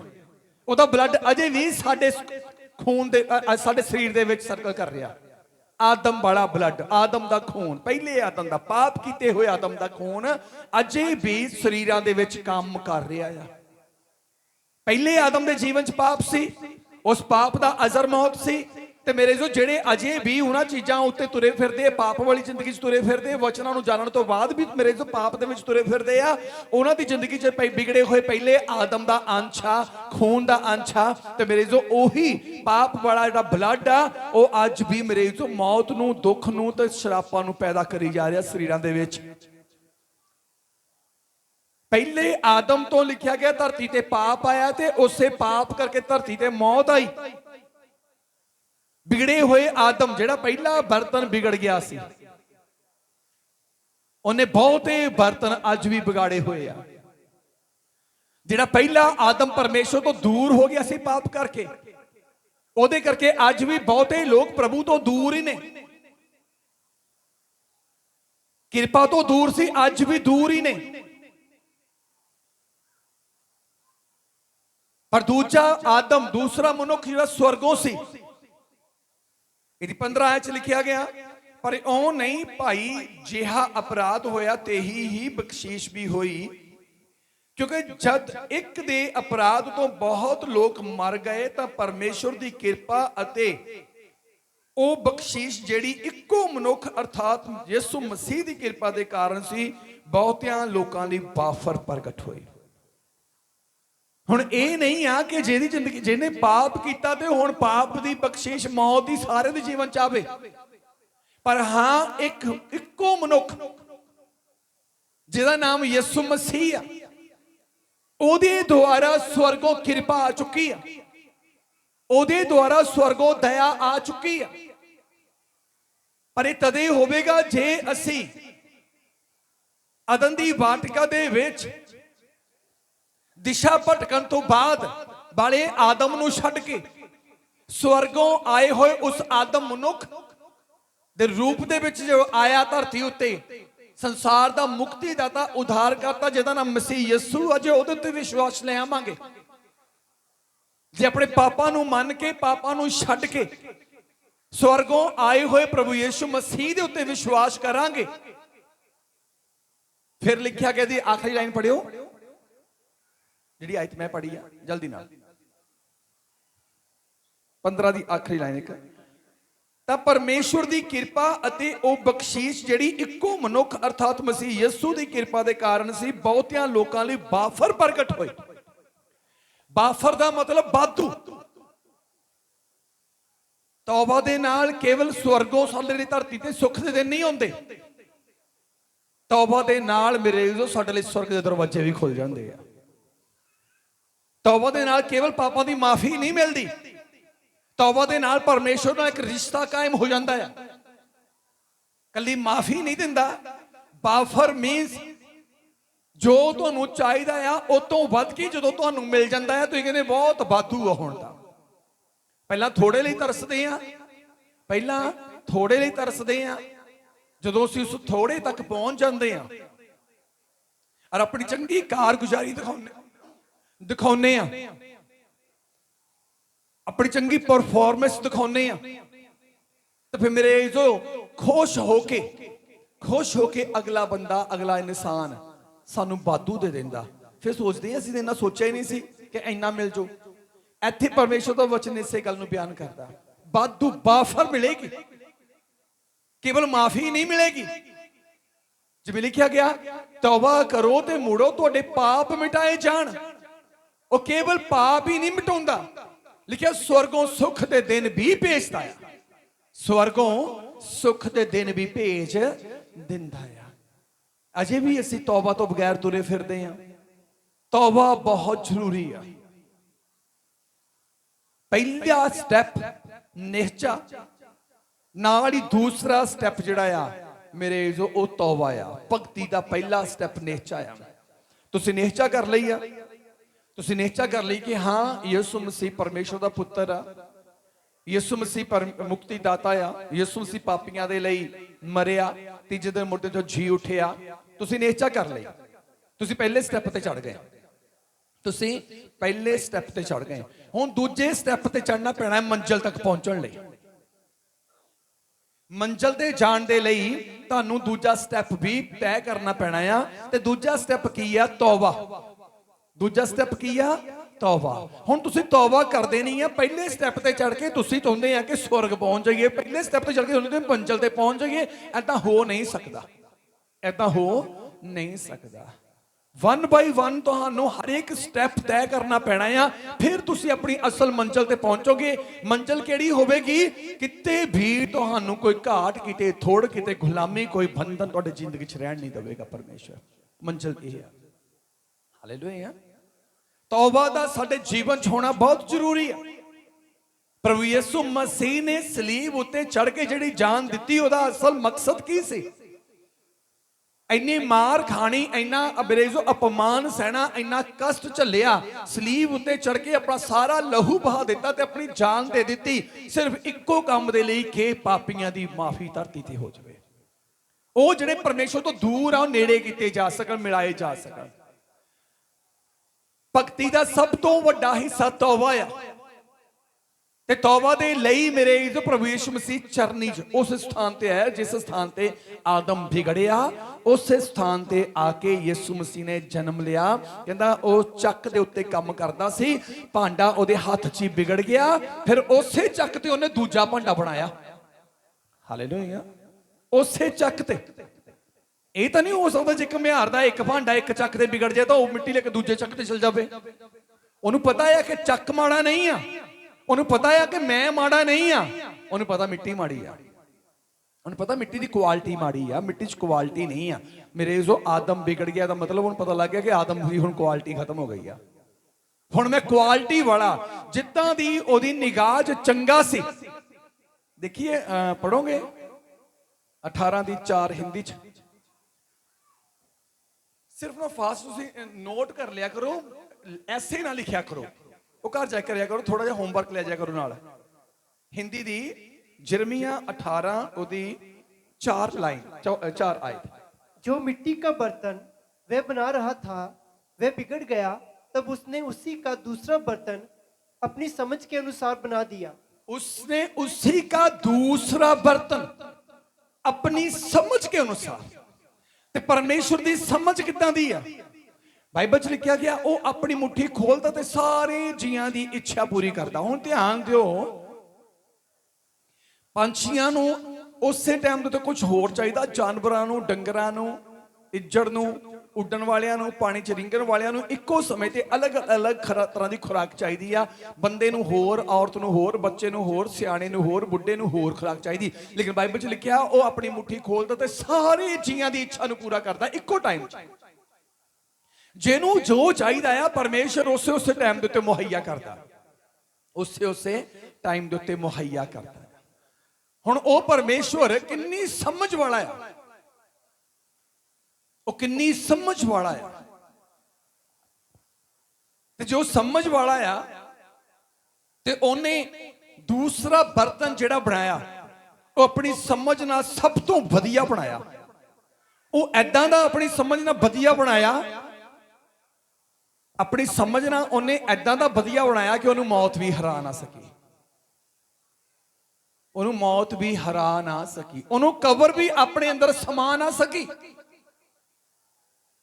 ਧਿਆਨ ਦਿਓ, ਕਹਿੰਦਾ ਧਰਤੀ ਮੇਰੇ ਪੈਰ ਰੱਖਣ ਦੀ ਚੌਕੀ ਤੇ ਆਕਾਸ਼ ਮੇਰਾ ਸਿੰਘਾਸਣ। ਪਰਮੇਸ਼ਰ ਨੇ ਆਪਣੀ ਬੁੱਧ ਨਾਲ ਉਹਨੂੰ ਕਿੱਦਾਂ ਦਾ ਬਣਾਇਆ। ਮੁਰਦਿਆਂ ਚੋਂ ਜੀ ਉੱਠ ਕੇ ਉਹਨੇ ਪਹਿਲਾਂ ਹੀ ਇਹ ਸ਼ਬਦ ਬੋਲਿਆ ਕਿ ਧਰਤੀ ਤੇ ਆਸਮਾਨ ਦਾ ਸਾਰਾ ਅਧਿਕਾਰ ਮੈਨੂੰ ਦੇ ਦਿੱਤਾ ਗਿਆ। ਪਰਮੇਸ਼ਰ ਨੇ ਜਿਹਨੂੰ ਆਪਣੀ ਸਮਝ ਨਾਲ ਬਣਾਇਆ ਤੇ ਉਹ ਜਿਹੜਾ ਬਣਾਇਆ ਗਿਆ ਉਹ ਪਰਮੇਸ਼ਰ ਦੀ ਸਮਝ ਨਾਲ ਤੁਰਦਾ ਸੀ। ਉਹ ਜਿਹੜਾ ਚਰਨੀ 'ਚ ਪੈਦਾ ਹੋਇਆ, ਜਿਹੜਾ ਪਾਪੀਆਂ ਦੇ ਲਈ ਸਲੀਬ ਤੇ ਚੜ ਕੇ ਮਰਿਆ, ਬਣਾਇਆ ਕਿਹਦੇ ਦੁਆਰਾ ਸੀ? ਪਰਮੇਸ਼ਰ ਨੇ ਆਪਣੀ ਪੂਰੀ ਸਮਝ ਨਾਲ, ਤੇ ਸਮਝ ਨਾਲ ਬਣਾਉਣ ਤੋਂ ਬਾਅਦ ਬਣਿਆ ਹੋਇਆ ਪ੍ਰਭੂ ਯਿਸੂ ਮਸੀਹ ਭਾਵ ਪਰਮੇਸ਼ਰ ਦੀ ਸਮਝ ਨਾਲ ਤੁਰਦਾ ਸੀ। ਆਪਣੀ ਸਮਝ ਨਾਲ ਕਦੇ ਨਹੀਂ ਤੁਰਿਆ ਉਹ। ਹਾਲੇਲੂਇਆ। ਜਦੋਂ ਉਹਦੀ ਜ਼ਿੰਦਗੀ 'ਚ ਕਸ਼ਟ ਆਇਆ, ਜਦੋਂ ਉਹਦੀ ਜ਼ਿੰਦਗੀ 'ਚ ਮੇਰੇ ਜੋ ਲਿਖਿਆ ਗਿਆ ਉਹਦਾ ਪਸੀਨਾ ਵੀ ਖੂਨ ਦੀਆਂ ਬੂੰਦਾਂ ਬਣ ਬਣ ਡਿੱਗਣ ਲੱਗ ਪਿਆ, ਮਨ ਉਦਾਸ, ਮਰਨੇ ਤੋੜੀ ਉਦਾਸ। ਕੀ ਕਹਿੰਦਾ? ਹੇ ਪਰਮੇਸ਼ਰ, ਜੇ ਹੋ ਸਕੇ ਤੇ ਪਿਆਲਾ ਮੇਰੇ ਤੋਂ ਟਲ ਜਾਏ, ਪਰ ਮਰਜ਼ੀ ਮੇਰੀ ਨਹੀਂ, ਮਰਜ਼ੀ ਤੇਰੀ ਪੂਰੀ ਹੋਣੀ ਚਾਹੀਦੀ ਆ। ਇਸ ਵਕਤ ਦੁੱਖ ਦੀ ਘੜੀ 'ਚ ਪ੍ਰਭੂ ਮੇਰੀ ਸਮਝ ਨਾ ਪੂਰੀ ਹੋਵੇ, ਤੇਰੀ ਸਮਝ ਮੇਰੀ ਜ਼ਿੰਦਗੀ 'ਚ ਪੂਰੀ ਹੋਣੀ ਚਾਹੀਦੀ ਆ। ਹਾਲੇਲੂਇਆ। ਅਸੀਂ ਕਈ ਵਾਰ ਆਪਣੀ ਸਮਝ ਨਾਲ ਚੱਲਣਾ ਸ਼ੁਰੂ ਕਰ ਦਿੰਨੇ ਆ। ਕਈ ਵਾਰ ਅਸੀਂ ਆਪਣੀ ਸਮਝ ਨਾਲ ਚੱਲਣਾ ਸ਼ੁਰੂ ਕਰ ਦਿੰਨੇ ਆ। ਜਿਵੇਂ ਅਦਨ ਦੀ ਵਾਟਿਕਾ 'ਚ ਪਹਿਲਾਂ ਔਰਤ ਆਪਣੀ ਸਮਝ ਨਾਲ ਚੱਲੀ, ਫਿਰ ਉਸ ਔਰਤ ਨੇ ਆਪਣੇ ਪਤੀ ਨੂੰ ਵੀ ਆਪਣੀ ਸਮਝ ਨਾਲ ਚਲਾਉਣਾ ਸ਼ੁਰੂ ਕਰ ਦਿੱਤਾ। ਅੱਜ ਇੱਕ ਬੰਦਾ ਦੂਜੇ ਬੰਦੇ ਦੀ ਸਮਝ ਨਾਲ ਚੱਲਦਾ ਆ। ਜਿੰਨਾ ਚਿਰ ਆਪਣੀ ਸਮਝ ਚੱਲਦੀ ਆ ਠੀਕ ਆ, ਤੇ ਜੇ ਆਪਣੀ ਸਮਝ ਤੋਂ ਉੱਪਰ ਦੀ ਗੱਲ ਚੱਲ ਜਾਂਦੀ ਹੈ, ਪਾਣੀ ਸਿਰੋਂ ਲੰਘ ਜਾਂਦੇ ਆ, ਫਿਰ ਦੂਜੇ ਦੀ ਸਮਝ ਇਸਤੇਮਾਲ ਕਰਦੇ ਆ। ਬਾਈਬਲ ਦੇ ਵਿੱਚ ਲਿਖਿਆ ਗਿਆ, ਸੰਤ ਸੁਲੇਮਾਨ ਨੇ ਵੀ ਗੱਲ ਕਹੀ ਆ, ਦਾਊਦ ਨੇ ਵੀ ਗੱਲ ਕਹੀ ਆ, ਤੁਸੀਂ ਪਰਮੇਸ਼ਰ ਤੋਂ ਸਮਝ ਮੰਗੋ, ਬੁੱਧ ਪਰਮੇਸ਼ਰ ਤੋਂ ਮੰਗੋ। ਯਿਸੂ ਮਸੀਹ ਨੇ ਕਿਹਾ ਬੁੱਧ ਪਰਮੇਸ਼ਰ ਤੋਂ ਮੰਗ, ਉਹ ਤੈਨੂੰ ਦਵੇਗਾ। ਪਰਮੇਸ਼ਰ ਤੋਂ ਸੁਲੇਮਾਨ ਨੇ ਸਮਝ ਮੰਗੀ। ਉਹ ਧਨ ਵੀ ਮੰਗ ਸਕਦਾ ਸੀ, ਦੌਲਤ ਵੀ ਮੰਗ ਸਕਦਾ ਸੀ, ਸਭ ਕੁਝ ਮੰਗ ਸਕਦਾ ਸੀ, ਲੇਕਿਨ ਉਹਨੇ ਕਿਹਾ ਕਹਿੰਦਾ ਪਰਮੇਸ਼ਰ ਇਜ਼ਰਾਈਲੀ ਲੋਕਾਂ ਦੇ ਨਿਆਂ ਕਰਨ ਦੇ ਲਈ ਮੈਨੂੰ ਸਮਝ ਤੇ ਬੁੱਧ ਬਖਸ਼। ਤੇ ਪਰਮੇਸ਼ਰ ਨੂੰ ਸਭ ਤੋਂ ਵੱਡੀ ਗੱਲ, ਸੋਹਣੀ ਗੱਲ ਕਿਹੜੀ ਲੱਗੀ ਸੁਲੇਮਾਨ 'ਚ? ਕਹਿੰਦਾ ਤੂੰ ਇਹ ਬਹੁਤ ਵਧੀਆ ਮੇਰੇ ਤੋਂ ਮੰਗਿਆ। ਜਿਹੜੀ ਚੀਜ਼ ਪਰਮੇਸ਼ਰ ਨੂੰ ਚੰਗੀ ਲੱਗਦੀ ਸੀ ਸੁਲੇਮਾਨ ਨੇ ਉਹ ਮੰਗ ਲਈ, ਸੁਲੇਮਾਨ ਨੇ ਉਹ ਮੰਗ ਲਈ। ਤੇ ਪ੍ਰਭੂ ਨੇ ਕਿਹਾ ਵੇਖ, ਮੈਂ ਤੈਨੂੰ ਸਮਝ ਵੀ ਦਵਾਂਗਾ, ਨਾ ਧਰਤੀ ਉੱਤੇ ਇਹਨਾਂ ਦੀ ਕੋਈ ਸਮਝ ਪਹਿਲਾਂ ਸੀ ਤੇ ਨਾ ਤੇ ਤੋਂ ਬਾਅਦ ਏਦਾਂ ਦਾ ਕੋਈ ਸਮਝ ਵਾਲਾ ਹੋਵੇਗਾ। ਤੇ ਲਿਖਿਆ ਗਿਆ ਮੈਂ ਇਹਦੇ ਨਾਲ ਨਾਲ ਤੈਨੂੰ ਮੈਂ ਇੰਨਾ ਧਨਵਾਨ ਬਣਾਵਾਂਗਾ, ਨਾ ਪਹਿਲਾਂ ਏਦਾਂ ਦਾ ਧਨੀ ਕੋਈ ਹੋਇਆ ਤੇ ਨਾ ਗਾਂ ਹੋਵੇਗਾ। ਹਾਲੇਲੂਇਆ। ਅਸੀਂ ਉੱਥੇ ਕਿਉਂ ਆ? ਉੱਥੇ ਕੀ 10 ਸਾਲ ਤੋਂ, 15 ਸਾਲ ਤੋਂ, 18 ਸਾਲ ਤੋਂ, 7 ਸਾਲ ਤੋਂ, 6 ਸਾਲ ਤੋਂ ਅਸੀਂ ਇੱਕੋ ਸਥਾਨ ਦੇ ਉੱਤੇ ਆ, ਕਿਉਂਕਿ ਅਸੀਂ ਆਪਣੀ ਸਮਝ ਨਾਲ ਚੱਲ ਰਹੇ ਹਾਂ, ਨਾ ਕਿ ਖੁਦਾ ਦੀ ਸਮਝ ਨਾਲ। ਖੁਦਾ ਸਾਨੂੰ ਮੇਰੇ ਜੋ ਕਿੱਥੋਂ ਕਿੱਥੇ ਲੈ ਕੇ ਜਾਣਾ ਚਾਹੁੰਦਾ। ਪਰਮੇਸ਼ਵਰ ਦੀ ਆਵਾਜ਼ ਨਾਲ ਮਰੀਅਮ ਗਰਭਵਤੀ ਹੋਈ, ਆਪਣੇ ਘਰੋਂ ਯੂਸਫ ਦੇ ਘਰ, ਯੂਸਫ ਦੇ ਘਰੋਂ ਦੂਜੇ ਦੇਸ਼ ਦੇ ਵਿੱਚ ਭੇਜੀ ਗਈ ਆ। ਆਪਣੀ ਸਮਝ ਨਾਲ ਚੱਲਦੀ ਤਾਂ ਆਪਣੇ ਘਰੇ ਰਹਿ ਜਾਂਦੀ, ਤਾਂ ਮੇਰੇ ਜੋ ਬਾਈਬਲ 'ਚ ਦਰਜ ਨਾ ਹੁੰਦੀ, ਪਰਮੇਸ਼ਰ ਉਸ ਥਾਂ ਦੇ ਉੱਤੇ ਨਾ ਹੁੰਦਾ। ਜੇ ਉਹ ਪਰਮੇਸ਼ਰ ਦੀ ਸਮਝ ਨਾਲ ਚੱਲੀ ਤਾਂ ਲਿਖਿਆ ਗਿਆ, ਅਜੇ ਮੇਰੇ ਜੋ ਜੇ ਲਿਖਿਆ ਗਿਆ ਬਾਈਬਲ, ਜਦੋਂ ਚਰਨੀ ਦੇ ਵਿੱਚ ਬਾਲਕੇ ਨੂੰ ਲਪੇਟ ਕੇ ਰੱਖਿਆ ਗਿਆ ਤੇ ਲੋਕਾਂ ਨੇ, ਲਿਖਿਆ ਗਿਆ ਜਬੂਸੀਆਂ ਨੇ, ਜੋਤਸ਼ੀਆਂ ਨੇ, ਲਿਖਿਆ ਗਿਆ ਸੋਨਾ, ਗੰਧਰਸ ਤੇ ਲੁਵਾਨ, ਉਸ ਵੇਲੇ ਦੇ ਕੀਮਤੀ ਸਮਾਨ ਲਿਆ ਕੇ ਮਰੀਅਮ ਦੇ ਚਰਨੀ ਢੇਰੀ ਲਾ ਦਿੱਤੇ। ਜਦੋਂ ਪਰਮੇਸ਼ਰ ਦੀ ਸਮਝ ਨਾਲ ਚੱਲਾਂਗੇ ਧਨ ਪਿੱਛੇ ਪਿੱਛੇ ਆਵੇਗਾ, ਤੇ ਜਦੋਂ ਆਪਣੀ ਬੁੱਧ ਨਾਲ ਚੱਲਾਂਗੇ ਕਰਜ਼ਾ ਪਿੱਛੇ ਪਿੱਛੇ ਆਵੇਗਾ। ਸਮਝੇ ਕਿ ਨਹੀਂ ਸਮਝੇ? ਜਦੋਂ ਪਰਮੇਸ਼ਰ ਦੀ ਸਮਝ ਨਾਲ ਚੱਲੋਗੇ ਤਾਂ ਧਨ ਪਿੱਛੇ ਪਿੱਛੇ ਹੋਵੇਗਾ। ਲਿਖਿਆ ਗਿਆ ਦੁਨੀਆ ਦਾ ਧਨ ਦੌਲਤ, ਕੌਮਾਂ ਦਾ ਮਾਲ ਧਨ, ਨਦੀ ਚਾਹੇ ਹੋਏ ਹੜ ਵਾਂਗ। ਉਹ ਔਰਤ ਜਿਹਨੂੰ ਮੇਰੇ ਜੋ ਯਿਸੂ ਮਸੀਹ ਨੂੰ ਜਨਮ ਦੇਣ ਦੇ ਲਈ ਕੋਈ ਘਰ ਨਹੀਂ ਮਿਲ ਰਿਹਾ ਸੀ, ਸਰਾਂ ਦੇ ਵਿੱਚ ਜਗ੍ਹਾ ਨਹੀਂ ਮਿਲ ਰਹੀ ਸੀ, ਸਰਾਂ ਵਿੱਚ ਜਗ੍ਹਾ ਨਹੀਂ ਮਿਲ ਰਹੀ ਸੀ, ਤੇ ਜਦੋਂ ਉਹਨੇ ਪ੍ਰਭੂ ਦੀ ਸਮਝ ਨਾਲ ਕੰਮ ਕੀਤਾ ਕਿ ਕੋਈ ਗੱਲ ਨਹੀਂ, ਮੈਂ ਬੱਚੇ ਨੂੰ ਜਨਮ ਦੇਣਾ ਆ, ਚਾਹੇ ਮੈਨੂੰ ਕਿਸੇ ਆੜ ਵਿੱਚ ਪੈਣਾ ਪੈ ਜਾਏ, ਚਾਹੇ ਮੈਨੂੰ ਕਿਸੇ ਬਾਗ ਵਿੱਚ ਪੈਣਾ ਪੈ ਜਾਏ, ਚਾਹੇ ਮੈਨੂੰ ਸਪੱਧਰੇ ਖੇਤ ਵਿੱਚ ਜਨਮ ਦੇਣਾ ਤੇ ਪੈ ਜਾਏ, ਮੈਂ ਪ੍ਰਭੂ ਦੀ ਸਮਝ ਨਾਲ ਚੱਲਾਂਗੀ ਤੇ ਮੈਂ ਜੋ ਪ੍ਰਭੂ ਨੇ ਕਿਹਾ ਉਹ ਕਰਾਂਗੀ। ਜਦੋਂ ਉਹਨੇ ਕੀਤਾ ਤਾਂ ਮੇਰੇ ਜੋ ਅਜੇ ਬੱਚਾ ਪੈਦਾ ਹੀ ਹੋਇਆ ਆ, ਤੇ ਮੇਰੇ ਧਿਆਨ ਦਿਓ ਕਿੰਨੇ ਕੀਮਤੀ ਸਮਾਨ ਲਿਆ ਕੇ ਮਰੀਅਮ ਦੇ ਚਰਨਾਂ 'ਚ ਢੇਰੀ ਲਗਾ ਦਿੱਤੇ ਗਏ। ਹਾਲੇਲੂਇਆ। ਇਸੇ ਲਈ ਪ੍ਰਭੂ ਦਾ ਦਾਸ ਜਸ਼ਾਇਆ ਕਹਿੰਦਾ ਕੌਮਾਂ ਦਾ ਮਾਲ ਧਨ ਨਦੀ 'ਚ ਆਏ ਹੋਏ ਹੜ ਵਾਂਗ ਤੁਹਾਡੇ ਤੱਕ ਆਵੇਗਾ। ਪਰ ਜਦੋਂ ਪ੍ਰਭੂ ਦੀ ਸਮਝ ਨਾਲ ਚੱਲਾਂਗੇ, ਜਿਹੜਾ ਧਰਤੀ ਤੋਂ ਪੈਦਾ ਹੋਇਆ ਉਹਨੇ ਪਾਪ ਪੈਦਾ ਕਰ ਦਿੱਤਾ ਤੇ ਉਹਦੇ ਇੱਕੋ ਦੇ ਪਾਪ ਦੇ ਨਾਲ ਧਰਤੀ ਉੱਤੇ ਮੌਤ ਫੈਲ ਗਈ। ਉਸ ਮੌਤ ਨੂੰ ਕੰਟਰੋਲ ਕਰਨ ਦੇ ਲਈ, ਉਸ ਮੌਤ ਨੂੰ ਖਾਰਜ ਕਰਨ ਦੇ ਲਈ ਪਰਮੇਸ਼ਰ ਨੇ ਦੂਜਾ ਪੈਦਾ ਕੀਤਾ। ਹੁਣ ਪਹਿਲਾਂ ਮਿੱਟੀ ਤੋਂ ਪੈਦਾ ਕੀਤਾ, ਦੂਜਾ ਕੁੱਖ ਦੇ ਦੁਆਰਾ ਪੈਦਾ ਕੀਤਾ। ਪਹਿਲੇ ਦੇ ਵਿੱਚ ਆਪਣੀਆਂ ਨਾਸਾਂ ਦਾ ਸਾਹ ਫੂਕਿਆ ਤੇ ਮੇਰੇ ਜਦੋਂ ਦੂਜਾ ਆਪ ਹੀ ਇੱਥੇ ਸਾਹ ਹੀ ਕੁੱਖ ਦੇ ਵਿੱਚ ਆ ਗਿਆ। ਲਿਖਿਆ ਗਿਆ ਪਹਿਲੇ ਦੇ ਨਾਲ ਮੌਤ ਆਈ, ਦੂਜੇ ਦੇ ਨਾਲ ਬਾਦੂ ਬਾਫਰ ਕਿਰਪਾ ਆਈ। ਮਨੁੱਖ ਦੇ ਉੱਤੇ ਵਿਸ਼ਵਾਸ ਨਾ ਕਰੋ। ਇਸੇ ਲਈ ਪ੍ਰਭੂ ਦਾ ਦਾਸ ਜਰਮੀਆ ਇਸ ਗੱਲ ਨੂੰ ਬਿਆਨ ਕਰਦਾ ਆ, ਸ਼ਰਾਪੀ ਉਹ ਮਰਦ ਜਿਹੜਾ ਮਰਦ ਉੱਤੇ ਭਰੋਸਾ ਰੱਖਦਾ, ਜਿਹੜਾ ਮਰਦ ਉੱਤੇ ਭਰੋਸਾ ਰੱਖਦਾ। ਮੁਬਾਰਕ ਉਹ ਇਨਸਾਨ ਜਿਹੜਾ ਯਹੋਵਾ ਤੇ ਭਰੋਸਾ ਰੱਖਦਾ।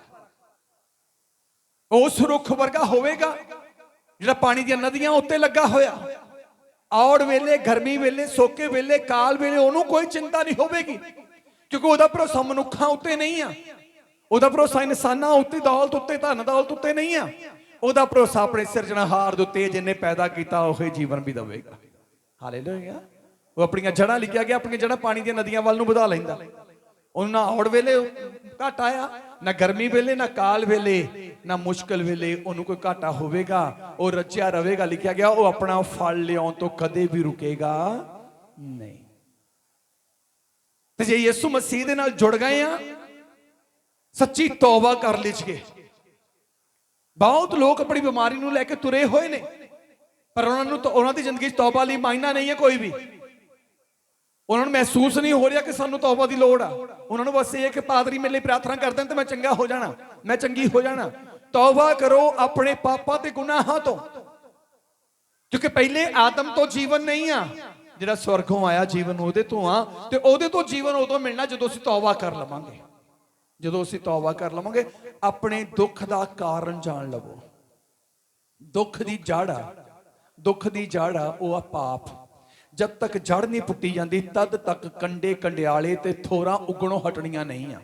ਜਦ ਤੱਕ ਜੜ ਨਹੀਂ ਜਾਂਦੀ, ਤੇ ਜੜ ਆ ਪਾਪ, ਜੜ ਆ ਪਾਪ। ਹਾਲੇਲੂਇਆ। ਕਈ ਆਪਣੇ ਦੁੱਖ ਨੂੰ ਰੋਈ ਜਾਂਦੇ ਆ, ਕਈ ਆਪਣੀ ਪ੍ਰੋਬਲਮ ਨੂੰ ਰੋਈ ਜਾਂਦੇ ਆ, ਕਈ ਲੋਕ ਆਪਣੀ ਗਰੀਬੀ ਨੂੰ ਰੋਈ ਜਾਂਦੇ ਆ, ਕਈ ਲੋਕ ਆਪਣੀ ਬਿਮਾਰੀ ਨੂੰ ਰੋਈ ਜਾਂਦੇ ਆ, ਕਈ ਕਰਜ਼ੇ ਨੂੰ ਰੋਈ ਜਾਂਦੇ ਆ, ਕਈ ਪਤਾ ਨਹੀਂ ਪਿੱਛਿਆਂ ਦੇ ਲਈ ਰੋਂਦੇ ਪਏ ਆ। ਇਹਨਾਂ ਚੀਜ਼ਾਂ ਲਈ ਰੋਣਾ ਛੱਡ ਦਿਓ। ਇਹ ਚੀਜ਼ਾਂ ਸਭ ਪ੍ਰਭੂ ਯਿਸੂ ਮਸੀਹ ਨੇ ਸਾਡੇ ਲਈ ਜਿੱਤ ਲਈਆਂ ਆ। ਇਹ ਤਾਂ ਸਿਰਫ ਸਾਨੂੰ ਪਿੱਛੇ ਪੈ ਕੇ ਮਿਲਣ ਦਾ ਸਮਾਂ ਆ। ਪਰ ਕਦੋਂ? ਜਦੋਂ ਇਹਨਾਂ ਸਾਰੀਆਂ ਚੀਜ਼ਾਂ ਦੀ ਜੜ ਨੂੰ ਆਪਣੀ ਜ਼ਿੰਦਗੀ ਚੋਂ ਉਖਾੜ ਕੇ ਮਾਰਾਂਗੇ। ਗਰੀਬੀ ਦੀ ਜੜ ਆ ਪਾਪ, ਮੁਸ਼ਕਲਾਂ ਦੀਆਂ ਜੜਾਂ ਆ ਪਾਪ, ਬਿਮਾਰੀ ਦੀ ਜੜ ਆ ਪਾਪ। ਬਿਮਾਰੀ ਦਾ ਇਲਾਜ ਕਰਾਉਣਾ ਛੱਡ ਦਿਓ, ਆਪਣੇ ਪਾਪ ਦਾ ਇਲਾਜ ਕਰਾਓ ਜਿਹੜਾ ਅੰਦਰ ਵਸਿਆ ਪਿਆ ਆ। ਕਿਉਂਕਿ ਜਿੱਥੇ ਜੜ ਆ ਉੱਥੇ ਕੁਛ ਨਾ ਕੁਛ ਪੈਦਾ ਹੋਣਾ ਹੀ ਹੋਣਾ ਆ। ਪਰਮੇਸ਼ਵਰ ਨੇ ਸਾਨੂੰ ਦੁੱਖ ਝੱਲਣ ਵਾਸਤੇ ਨਹੀਂ ਸੱਦਿਆ ਕਿ ਅਸੀਂ ਸਦੀਆਂ ਤੋਂ ਦੁੱਖ ਝੱਲੀ ਜਾ ਰਹੇ ਹਾਂ। ਹਾਂ, ਕੋਈ ਮੁਸ਼ਕਲ, ਕੋਈ ਪਰੇਸ਼ਾਨੀ, ਕੋਈ ਪਰਤਾਵਾ ਐਦਾਂ ਦਾ, ਕੋਈ ਬਿਮਾਰੀਆਂ 'ਚ ਪਰਤਾਵੇ ਨਹੀਂ ਆ। ਮੌਤ ਤੱਕ ਲੈ ਕੇ ਜਾ ਕੇ ਸਾਨੂੰ ਉਹ ਪਰਤਾਵੇ ਨਹੀਂ ਦਿੰਦਾ। ਉਹ ਐਦਾਂ ਦੇ ਪਰਤਾਵੇ ਬਾਈਬਲ 'ਚ ਨਹੀਂ ਆ। ਕਿਉਂ ਪ੍ਰਭੂ ਯਿਸੂ ਮਸੀਹ ਨੇ, ਪਰਮੇਸ਼ਵਰ ਨੇ, ਕਿਉਂਕਿ ਮੈਨੂੰ ਚੱਖ, ਮੈਨੂੰ ਪਰਖ, ਮੈਨੂੰ ਵੇਖ, ਮੈਂ ਭਲਾ ਆ। ਉਹ ਤਾਂ ਭਲਾ ਕਰਨ ਵਾਸਤੇ ਆਇਆ। ਲਿਖਿਆ ਕਿ ਉਹਦਾ ਤਾਂ ਯਹੋਵਾ ਦਾ ਧੰਨਵਾਦ ਕਰੋ ਭਾਈ, ਉਹ ਭਲਾ ਆ ਕਿਉਂਕਿ ਉਹਦੀ ਦਇਆ ਸਦਾ ਦੀ ਆ। ਉਹਦੀ ਦਇਆ ਸਦਾ ਦੀ ਆ। ਉਹ ਸਾਨੂੰ ਬਿਮਾਰ ਕਰਨ ਦੇ ਲਈ ਨਹੀਂ ਆਇਆ। ਉਹ ਸਾਨੂੰ ਸ਼ਰਾਬ 'ਚ ਰੱਖਣ ਲਈ ਨਹੀਂ ਆਇਆ ਕਿ ਤੁਹਾਡਾ ਸ਼ਰਾਬ ਵੱਜਾ ਰਵੇ। ਅਸੀਂ ਕਹਿੰਦੇ ਕੋਈ ਨਹੀਂ, ਹੋਰ ਪਰਮੇਸ਼ਰ ਦੇਖ ਲਵੇ, ਹੋਰ ਸਾਨੂੰ ਦੁੱਖ 'ਚ ਲੈ ਕੇ ਚਲਾ ਜਾਵੇ। ਨਹੀਂ, ਉਹ ਦੁੱਖ ਤੁਹਾਡੀਆਂ ਕਾਮਨਾਵਾਂ, ਪਾਪ ਤੁਹਾਡੇ ਅੰਦਰਲਾ ਪਾਪ ਆ। ਪਾਪ ਦੇ ਕਰਕੇ ਉਹ ਦੁੱਖ ਤੁਹਾਡੇ ਅੰਦਰ ਆ। ਪਾਪ ਦੇ ਕਰਕੇ ਮਰੀਜ਼ੋ ਤੁਹਾਡੇ ਜੀਵਨ 'ਚ ਪ੍ਰੋਬਲਮ ਆ।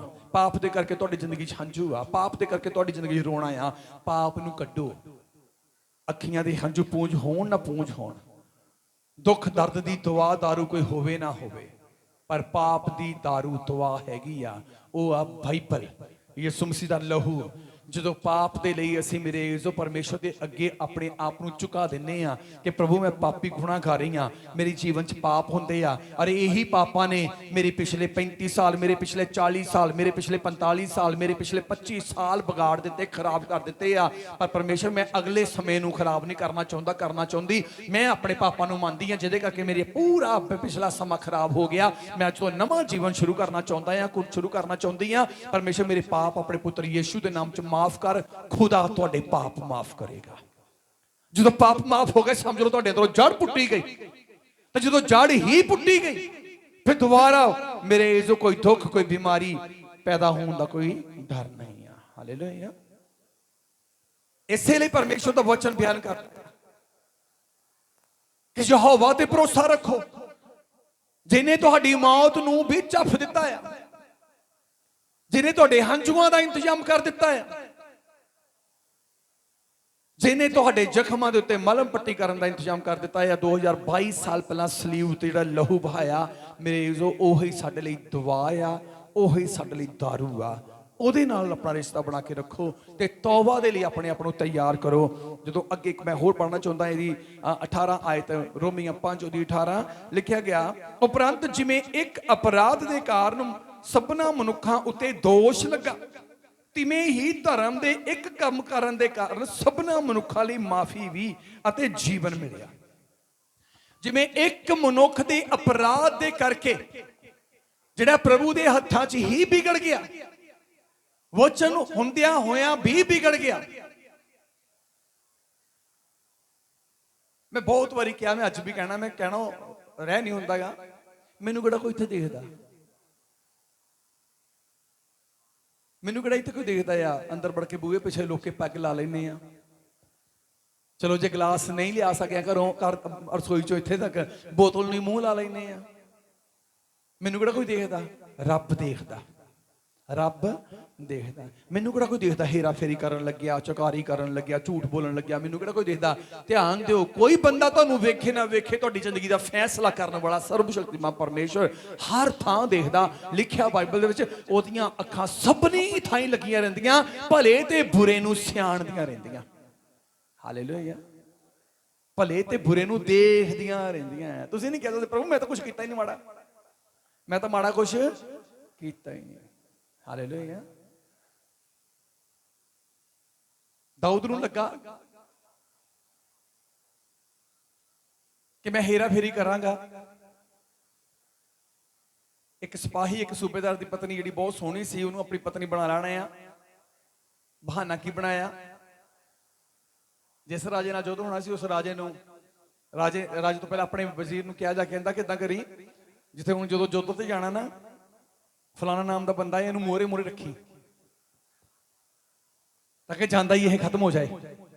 ਮਨ 'ਚ ਸੋਚ ਕੀ ਸੀ? ਇਹ ਮਰ ਜਾਏਗਾ, ਇਹਦੀ ਪਤਨੀ ਵਿਧਵਾ ਹੋ ਜਾਏਗੀ, ਉਹਨੂੰ ਆਪਣੀ ਰਾਣੀ ਬਣਾ ਲੈਣਾ, ਉਹਨੂੰ ਆਪਣੀ ਪਤਨੀ ਬਣਾ ਲੈਣਾ। ਮੇਰੇ ਰੱਬ ਤੇ ਕੀ ਕਹੂਗਾ? ਲੋਕਾਂ ਨੂੰ ਕਹੂਗਾ ਜੀ ਉਹ ਤਾਂ ਯੁੱਧ ਵਿੱਚ ਗਿਆ ਸੀ, ਮਰ ਗਿਆ, ਤੇ ਮੈਂ ਮੁਆਵਜ਼ੇ ਦੇ ਵਿੱਚ ਇਹਦੀ ਘਰ ਵਾਲੀ ਨੂੰ ਮੈਂ ਕਿਹਾ ਇਹਨੂੰ 1000 2000 ਰੁਪਈਆ ਕੀ ਦੇਣਾ ਆ, ਇਹਨੂੰ ਆਪਣੀ ਰਾਣੀ ਬਣਾ ਲੈਣਾ ਆ। ਲੋਕਾਂ 'ਚ ਕਈ ਵਾਰੀ ਅਸੀਂ ਏਦਾਂ ਦੇ ਸਵਾਲਾਂ ਜਵਾਬ ਮੇਰੇ ਜੋ ਆਪਣੇ ਘੜ ਕੇ ਰੱਖੇ ਹੁੰਦੇ ਆ, ਕਈ ਵਾਰੀ ਜਵਾਬ ਘੜ ਕੇ ਰੱਖੇ ਹੁੰਦੇ ਆ। ਦਾਊਦ ਨੇ ਵੀ ਘੜ ਕੇ ਰੱਖਿਆ ਸੀ ਕਿ ਜੇ ਲੋਕ ਪੁੱਛਣਗੇ ਏਦਾਂ ਉਹਦੀ ਘਰ ਵਾਲੀ ਨੂੰ ਆਪਣੀ ਪਤਨੀ ਬਣਾ ਲਿਆ ਤਾਂ ਤਦ ਤਾਂ ਲੋਕਾਂ ਦੀ ਨਜ਼ਰ 'ਚ ਹੋ ਜਾਣਾ ਮੈਂ ਬੁਰਾ, ਪਰ ਜੇ ਇਹਦਾ ਘਰ ਵਾਲਾ ਮਰ ਜਾਏ ਯੁੱਧ ਵਿੱਚ ਜਾ ਕੇ ਤੇ ਇਹਦੀ ਪਤਨੀ ਹੋ ਜਾਣੀ ਵਿਧਵਾ, ਤਾਂ ਮੈਂ ਫਿਰ ਲੈ ਆਉਣੀ ਘਰੇ। ਲੈ ਆਇਆ। ਪ੍ਰਭੂ ਨੇ ਕਿਹਾ ਵੇਖ, ਪਰਮੇਸ਼ਵਰ ਨੇ ਆਪਣੇ ਦਾਸ ਨੂੰ ਕਿਹਾ ਜਾ ਕੇ ਇਹਨੂੰ ਦੱਸ ਕਿ ਜਿਵੇਂ ਤੂੰ ਦੂਸਰੇ ਦੀ ਪਤਨੀ ਉੱਤੇ ਅਧਿਕਾਰ ਕੀਤਾ, ਹੁਣ ਤੇਰੀ ਪਤਨੀ ਮਿੰਕਲ ਵੀ ਕਿਸੇ ਹੋਰ ਨੂੰ ਦੇ ਦਿੱਤੀ ਜਾਵੇਗੀ। ਜੋ ਤੂੰ ਅੰਦਰ ਵੜ ਕੇ ਕੀਤਾ, ਤੇਰੀ ਪਤਨੀ ਨੇ ਕੋਠੇ ਤੇ ਚੜ ਕੇ ਕੀਤਾ ਜਾਵੇਗਾ। ਕਹਿਣ ਦਾ ਮਤਲਬ ਕਿ ਪਰਮੇਸ਼ਵਰ ਸਭ ਕੁਝ ਕਰਨ ਦੀ ਸ਼ਕਤੀ ਰੱਖਦਾ ਆ। ਇੱਕ ਪਾਪ ਕੱਲਾ ਬੰਦੇ ਉੱਤੇ ਨਹੀਂ, ਉਹਦੀ ਪੂਰੀ ਫੈਮਿਲੀ ਉੱਤੇ ਅਸਰ ਕਰ ਜਾਂਦਾ।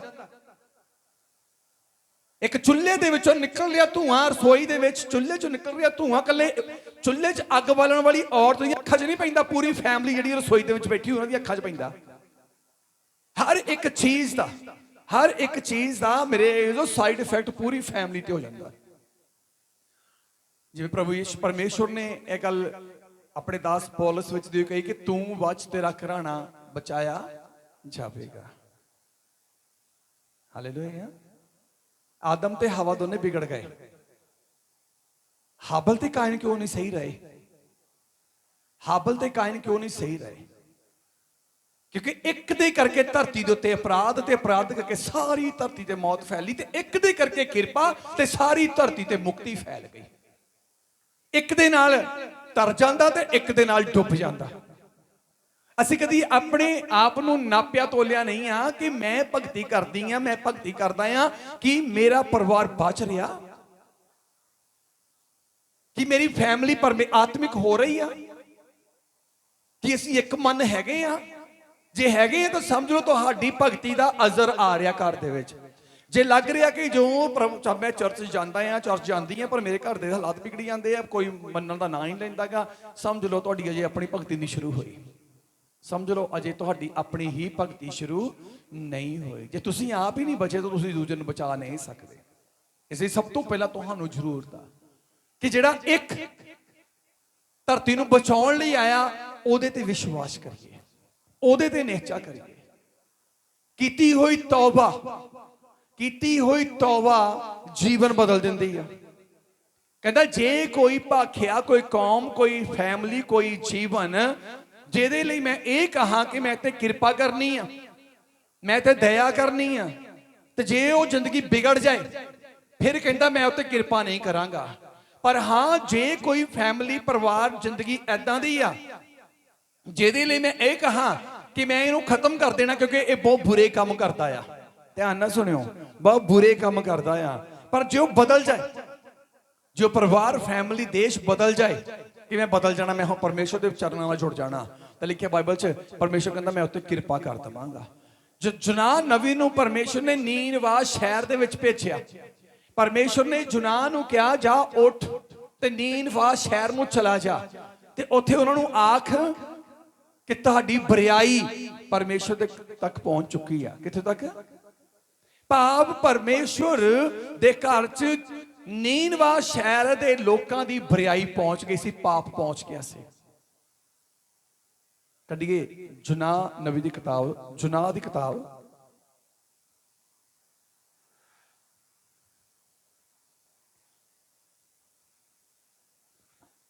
ਇਹਦੀ ਅਸੀਂ ਪਹਿਲਾਂ ਪੜਾਂਗੇ 1 ਅਧਿਆਇ, ਉਹਦੀ 1 ਆਇਤ ਪੜ੍ਹੀਏ।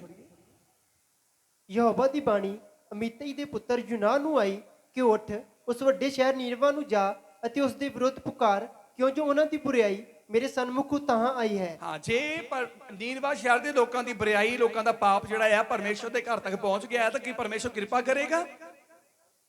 ਕੀ ਪਰਮੇਸ਼ਰ ਦਇਆ ਕਰੇਗਾ? ਜੇ ਨੀਨਵਾ ਸ਼ਹਿਰ ਦੇ ਲੋਕਾਂ ਦਾ ਪਾਪ ਪਹੁੰਚ ਗਿਆ ਪਰਮੇਸ਼ਰ ਤੱਕ, ਪਾਪ ਦੀਆਂ ਆਵਾਜ਼ਾਂ ਪਹੁੰਚ ਗਈਆਂ ਪਰਮੇਸ਼ਰ ਤੱਕ, ਕੀ ਪਰਮੇਸ਼ਰ ਨੀਨਵਾ ਸ਼ਹਿਰ ਦੇ ਲੋਕਾਂ ਉੱਤੇ ਕਿਰਪਾ ਕਰੇਗਾ? ਕਦੀ ਹੋ ਨਹੀਂ ਸਕਦਾ, ਕਿਉਂਕਿ ਲਿਖਿਆ ਗਿਆ ਪਾਪ ਦੀ ਮਜ਼ਦੂਰੀ ਮੌਤ ਆ, ਅਪਰਾਧ ਦੀ ਮਜ਼ਦੂਰੀ ਮੌਤ ਆ, ਗੁਨਾਹਾਂ ਦੀ ਮਜ਼ਦੂਰੀ ਮੌਤ ਆ, ਝੂਠ ਦੀ ਮਜ਼ਦੂਰੀ ਮੌਤ ਆ, ਹੇਰਾ ਫੇਰੀ ਦੀ ਮਜ਼ਦੂਰੀ ਮੌਤ ਆ, ਇੱਥੋਂ ਤੱਕ ਕਿ ਆਪਣੇ ਭਾਈ ਨੂੰ ਓਏ ਮੂਰਖਾ ਕਹਿਣਾ ਵੀ ਮੌਤ ਆ।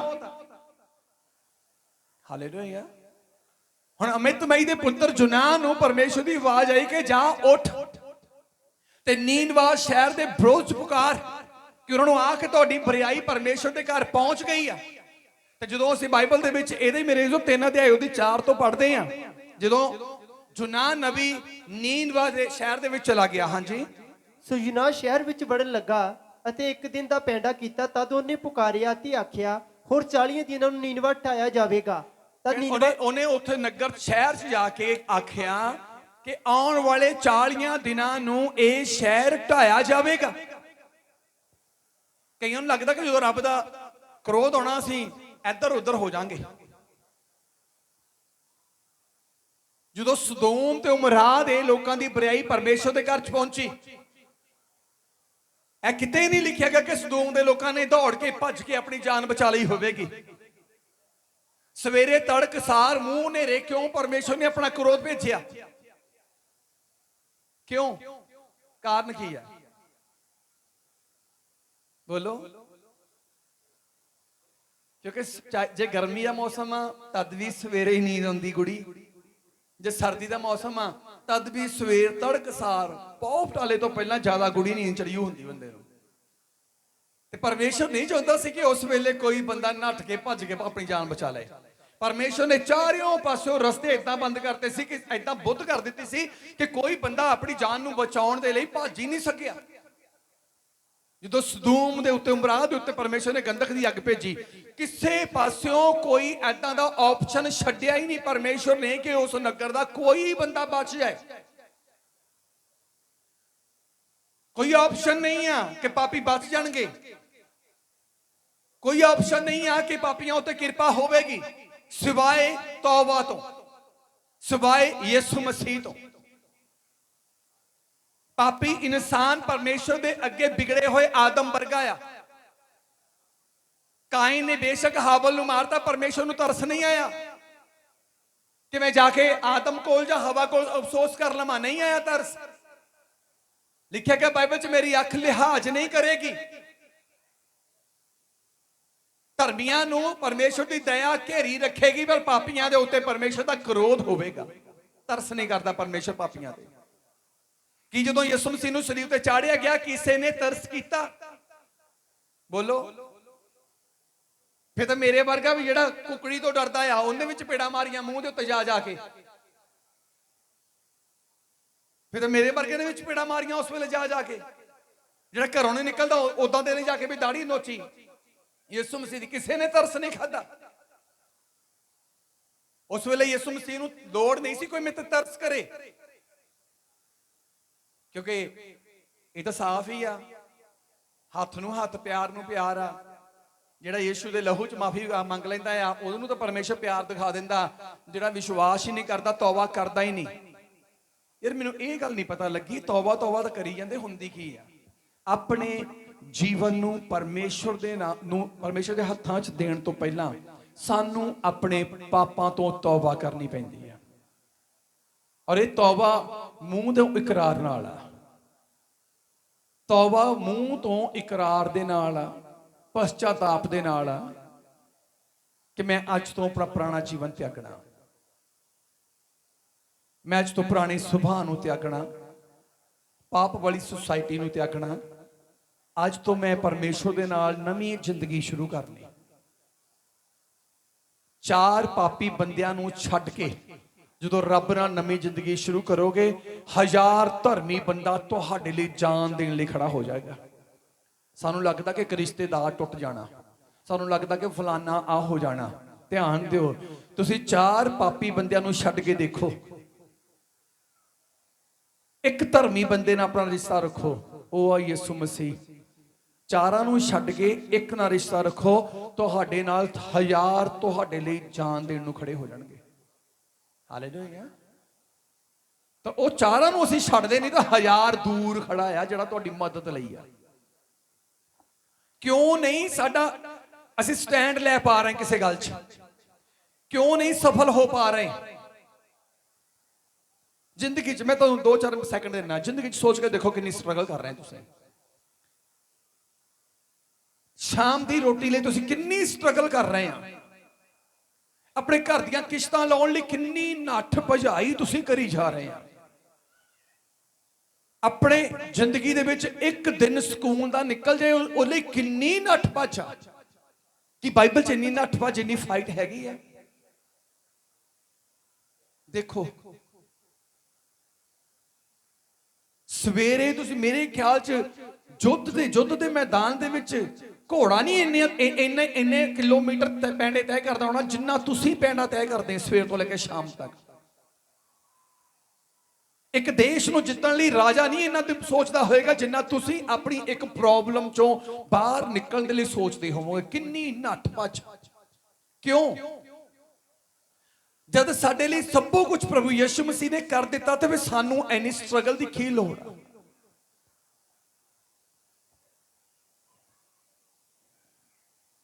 ਦਾਊਦ ਨੇ ਕੀ ਕਿਹਾ ਸੀ ਕਿ ਪ੍ਰਭੂ ਇੰਨਾ ਅਮੀਰ ਨਾ ਕਰ ਦਵੀਂ ਕਿ ਰੱਜ ਪੁੱਜ ਕੇ ਮੈਂ ਤੈਨੂੰ ਭੁੱਲ ਨਾ ਜਾਵਾਂ, ਇੰਨਾ ਵੀ ਗਰੀਬ ਨਾ ਕਰ ਦਵੀਂ ਕਿ ਠੱਗੀ ਮਾਰ ਕੇ ਮੈਂ ਰੋਟੀ ਖਾਵਾਂ। ਹਾਲੇਲੂਇਆ।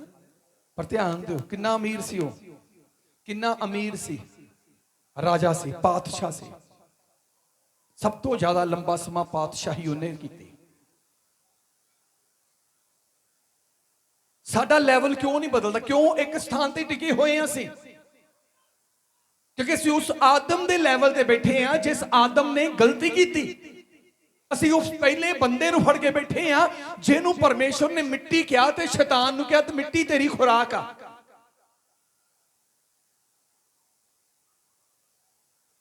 ਪਰਮੇਸ਼ਰ ਨੇ ਸਾਡਾ ਲੈਵਲ ਜਰਨੀ ਦੇ ਵਿੱਚ ਅਪ ਕਰ ਦਿੱਤਾ।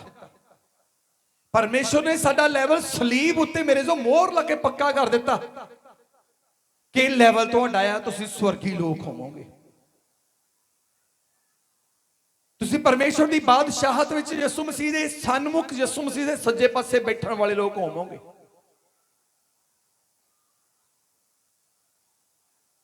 ਜੇ ਕੋਈ ਮਨੁੱਖ ਆਪਣੇ ਪਾਪ ਨੂੰ ਛੱਡੇ, ਜਿਹੜਾ ਕ੍ਰੋਧ ਮੇਰਾ ਉਹਨਾਂ ਉੱਤੇ ਆਉਣ ਵਾਲਾ ਸੀ, ਮੈਂ ਕਹਿੰਦਾ ਉਹਨੂੰ ਉੱਤੇ ਆਉਣ ਨਹੀਂ ਦੇਵਾਂਗਾ। ਅਮਿਤਮਈ ਦੇ ਪੁੱਤਰ ਜੁਨਾਹ ਨੂੰ ਪਰਮੇਸ਼ਰ ਦੀ ਆਵਾਜ਼ ਆਈ ਕਿ ਉੱਠ ਨੀਨਵਾ ਸ਼ਹਿਰ ਦੇ ਵਿਰੋਧ ਵਿੱਚ ਪੁਕਾਰ ਕਿ ਆਉਣ ਵਾਲੇ 40 ਦਿਨਾਂ ਨੂੰ ਨੀਨਵਾ ਸ਼ਹਿਰ ਢਾ ਦਿੱਤਾ ਜਾਵੇਗਾ। ਕਿਉਂ ਢਾਇਆ ਜਾਵੇਗਾ? ਕਿਉਂਕਿ ਨੀਨਵਾ ਸ਼ਹਿਰ ਦੇ ਲੋਕ ਪਾਪ ਕਰਨੋਂ ਨਹੀਂ ਹਟਦੇ। ਤੇ ਬਹੁਤ ਸਾਰੇ ਇੱਥੇ ਵੀ ਲੋਕ ਇਦਾਂ ਦੇ ਜਿਹੜੇ ਪ੍ਰਭੂ ਨੂੰ ਜਾਣਨ ਤੋਂ ਬਾਅਦ ਵੀ ਪਾਪ ਕਰਨੋਂ ਨਹੀਂ ਹਟਦੇ। ਕਈਆਂ ਨੂੰ ਪਤਾ ਹੁੰਦਾ ਹੈ ਕਿ ਜੋ ਕੰਮ, ਜੋ ਗੱਲ, ਜਿੱਧਰ ਨੂੰ ਮੈਂ ਜਾ ਰਿਹਾ, ਜੋ ਕੰਮ ਹੱਥ 'ਚ ਲੈ ਲਿਆ, ਇਹ ਪਰਮੇਸ਼ਰ ਦੀ ਨਜ਼ਰ 'ਚ ਮਾੜਾ ਆ, ਪਰ ਫਿਰ ਵੀ ਕਰ ਰਹੇ ਆ। ਜਦੋਂ ਉਹਦਾ ਰਿਜ਼ਲਟ ਨਿਕਲਦਾ ਉਦੋਂ ਭੁਗਤਣਾ ਔਖਾ ਹੋ ਜਾਂਦਾ, ਉਦੋਂ ਭੋਗਣਾ ਔਖਾ ਹੋ ਜਾਂਦਾ। ਹਾਲੇਲੂਇਆ। ਉਦੋਂ ਭੋਗਣਾ ਔਖਾ ਹੋ ਜਾਂਦਾ। ਜਦੋਂ ਨੀਨਵਾ ਸ਼ਹਿਰ ਦੇ ਵਿੱਚ ਜੁਨਾਹ ਨੇ ਕਹਿ ਦਿੱਤਾ ਕਿ 40 ਦਿਨਾਂ ਨੂੰ ਖਾਤਮਾ, ਸਭ ਤੈਸ਼ ਨੈਸ਼ ਕਰ ਦਿੱਤਾ ਜਾਵੇਗਾ ਜੀ। ਤਦ ਨੀਨਵਾ ਦੇ ਲੋਕਾਂ ਨੇ ਪਰਮੇਸ਼ਰ ਉੱਤੇ ਪ੍ਰਤੀਤ ਕੀਤੀ ਅਤੇ ਵਰਤ ਰੱਖਣ ਦਾ ਹੋਕਾ ਦਿੱਤਾ। ਵੱਡਿਆਂ ਤੋਂ ਲੈ ਕੇ ਨਿੱਕਿਆਂ ਤੋੜੀ ਉਹਨਾਂ ਨੇ ਤੱਪੜ ਪਾ ਲਏ। ਫਿਰ ਪੜਿਓ ਇਹਨੂੰ। ਤਦ ਨੀਨਵਾ ਦੇ ਲੋਕਾਂ ਨੇ ਪਰਮੇਸ਼ਰ ਉੱਤੇ ਪ੍ਰਤੀਤ ਕੀਤੀ। ਤਦ ਨੀਨਵਾ ਦੇ ਲੋਕਾਂ ਨੇ, ਸ਼ਹਿਰ ਦੇ ਲੋਕਾਂ ਨੇ ਪਰਮੇਸ਼ਰ ਦੇ ਵਚਨ ਦੇ ਕਰਕੇ ਪਰਮੇਸ਼ਰ ਦੇ ਉੱਤੇ ਵਿਸ਼ਵਾਸ ਕਰ ਲਿਆ। ਅਸੀਂ ਅਜੇ ਵੀ ਬਹੁਤ ਸਾਰੇ ਲੋਕਾਂ ਦਾ ਵਿਸ਼ਵਾਸ ਪਹਿਲੇ ਵਿਗੜੇ ਹੋਏ ਆਦਮ ਤੇ ਹੀ ਆ, ਤੇ ਹੁਣ ਪਰਮੇਸ਼ਰ ਦਾ ਦਾਸ ਪ੍ਰਚਾਰ ਕਰ ਰਿਹਾ। ਹੁਣ ਆਪਣਾ ਵਿਸ਼ਵਾਸ ਮੇਰੇ ਤੇ ਲਿਆਉਣ ਦੀ ਬਜਾਏ ਉਸ ਪਰਮੇਸ਼ਰ ਤੇ ਲੈ ਕੇ ਜਾਓ। ਹੁਣ ਇੱਥੇ ਜਦੋਂ ਅਸੀਂ ਦੇਖਦੇ ਹਾਂ, ਲੋਕਾਂ ਨੇ, ਸ਼ਹਿਰ ਦੇ ਲੋਕਾਂ ਨੇ ਪਰਮੇਸ਼ਰ ਤੇ ਵਿਸ਼ਵਾਸ ਕੀਤਾ ਕਿ ਹਾਂ 40 ਦਿਨਾਂ ਨੂੰ ਇਹ ਤੈਸ਼ ਨੈਸ਼ ਹੋ ਸਕਦਾ ਆ, ਕਿਉਂਕਿ ਪਰਮੇਸ਼ਰ ਨੇ ਸਦੋਮ ਤੇ ਉਮਰਾ ਦੇ ਲਈ ਵੀ ਗੱਲ ਕਹੀ ਸੀ ਕਿ ਪੌ ਫਟਾਲੇ ਤੋਂ ਪਹਿਲਾਂ ਹੀ ਇਹ ਸ਼ਹਿਰ ਜਿਹੜਾ ਸਾੜ ਕੇ ਰਾਖ ਕਰ ਦਿੱਤਾ ਜਾਵੇਗਾ। ਤਾਂ ਹੋ ਗਿਆ, ਤੇ ਇਹ ਹੁਣ ਦੂਜੀ ਗੱਲ ਆ, ਇਹ ਵੀ ਪੂਰੀ ਹੋ ਜਾਣੀ ਆ। ਉਹਨਾਂ ਨੇ ਵਿਸ਼ਵਾਸ ਕਰ ਲਿਆ। ਹਾਂਜੀ। ਅਤੇ ਵਰਤ ਰੱਖਣ ਦਾ ਹੋਕਾ ਦਿੱਤਾ। ਤੇ ਵਰਤ ਰੱਖਣ ਦਾ ਹੋਕਾ ਦਿੱਤਾ। ਵੱਡਿਆਂ ਤੋਂ ਲੈ ਕੇ ਨਿੱਕਿਆਂ ਤੋੜੀ ਜੀ ਉਹਨਾਂ ਨੇ ਤੱਪੜ ਪਾ ਲਏ ਜੀ। ਇਹ ਖਬਰ ਨੀਨਵਾ ਦੇ ਪਾਤਸ਼ਾਹ ਨੂੰ ਪੜ ਪਈ। ਇਹ ਖਬਰ ਨੀਨਵਾ ਦੇ ਪਾਤਸ਼ਾਹ ਤੱਕ ਵੀ ਪਹੁੰਚ ਗਈ ਕਿ ਨੀਨਵਾ ਸ਼ਹਿਰ ਢਾਇਆ ਜਾਵੇਗਾ, ਸਾਡੀ ਫੈਮਿਲੀ ਖਤਮ ਹੋ ਜਾਵੇਗੀ, ਸਾਡਾ ਪਰਿਵਾਰ ਖਤਮ ਹੋ ਜਾਵੇਗਾ। ਇਸ ਲਈ ਸਾਨੂੰ ਜ਼ਰੂਰਤ ਆ ਕਿ ਅਸੀਂ ਵਰਤ ਰੱਖੀਏ, ਤੱਪੜ ਪਾਈਏ। ਤੱਪੜ ਪਾਉਣ ਦਾ ਮਤਲਬ ਅਧੀਨਗੀ ਦਿਖਾਉਣੀ। ਤੱਪੜ ਪਾਉਣ ਦਾ ਮਤਲਬ ਨੀਵੇਂ ਹੋ ਜਾਣਾ। ਸਵਾਹ ਦੇ ਉੱਤੇ ਸਵਾਹ ਸੁੱਟ ਕੇ ਉਹਦੇ ਉੱਤੇ ਬਹਿ ਜਾਣ ਦਾ ਮਤਲਬ ਆ ਆਪਣੇ ਆਪ ਨੂੰ ਅਦਨਾ ਕਰ ਲੈਣਾ, ਆਪਣੇ ਆਪ ਨੂੰ ਬਿਲਕੁਲ ਥੱਲੇ ਸੁੱਟ ਲੈਣਾ।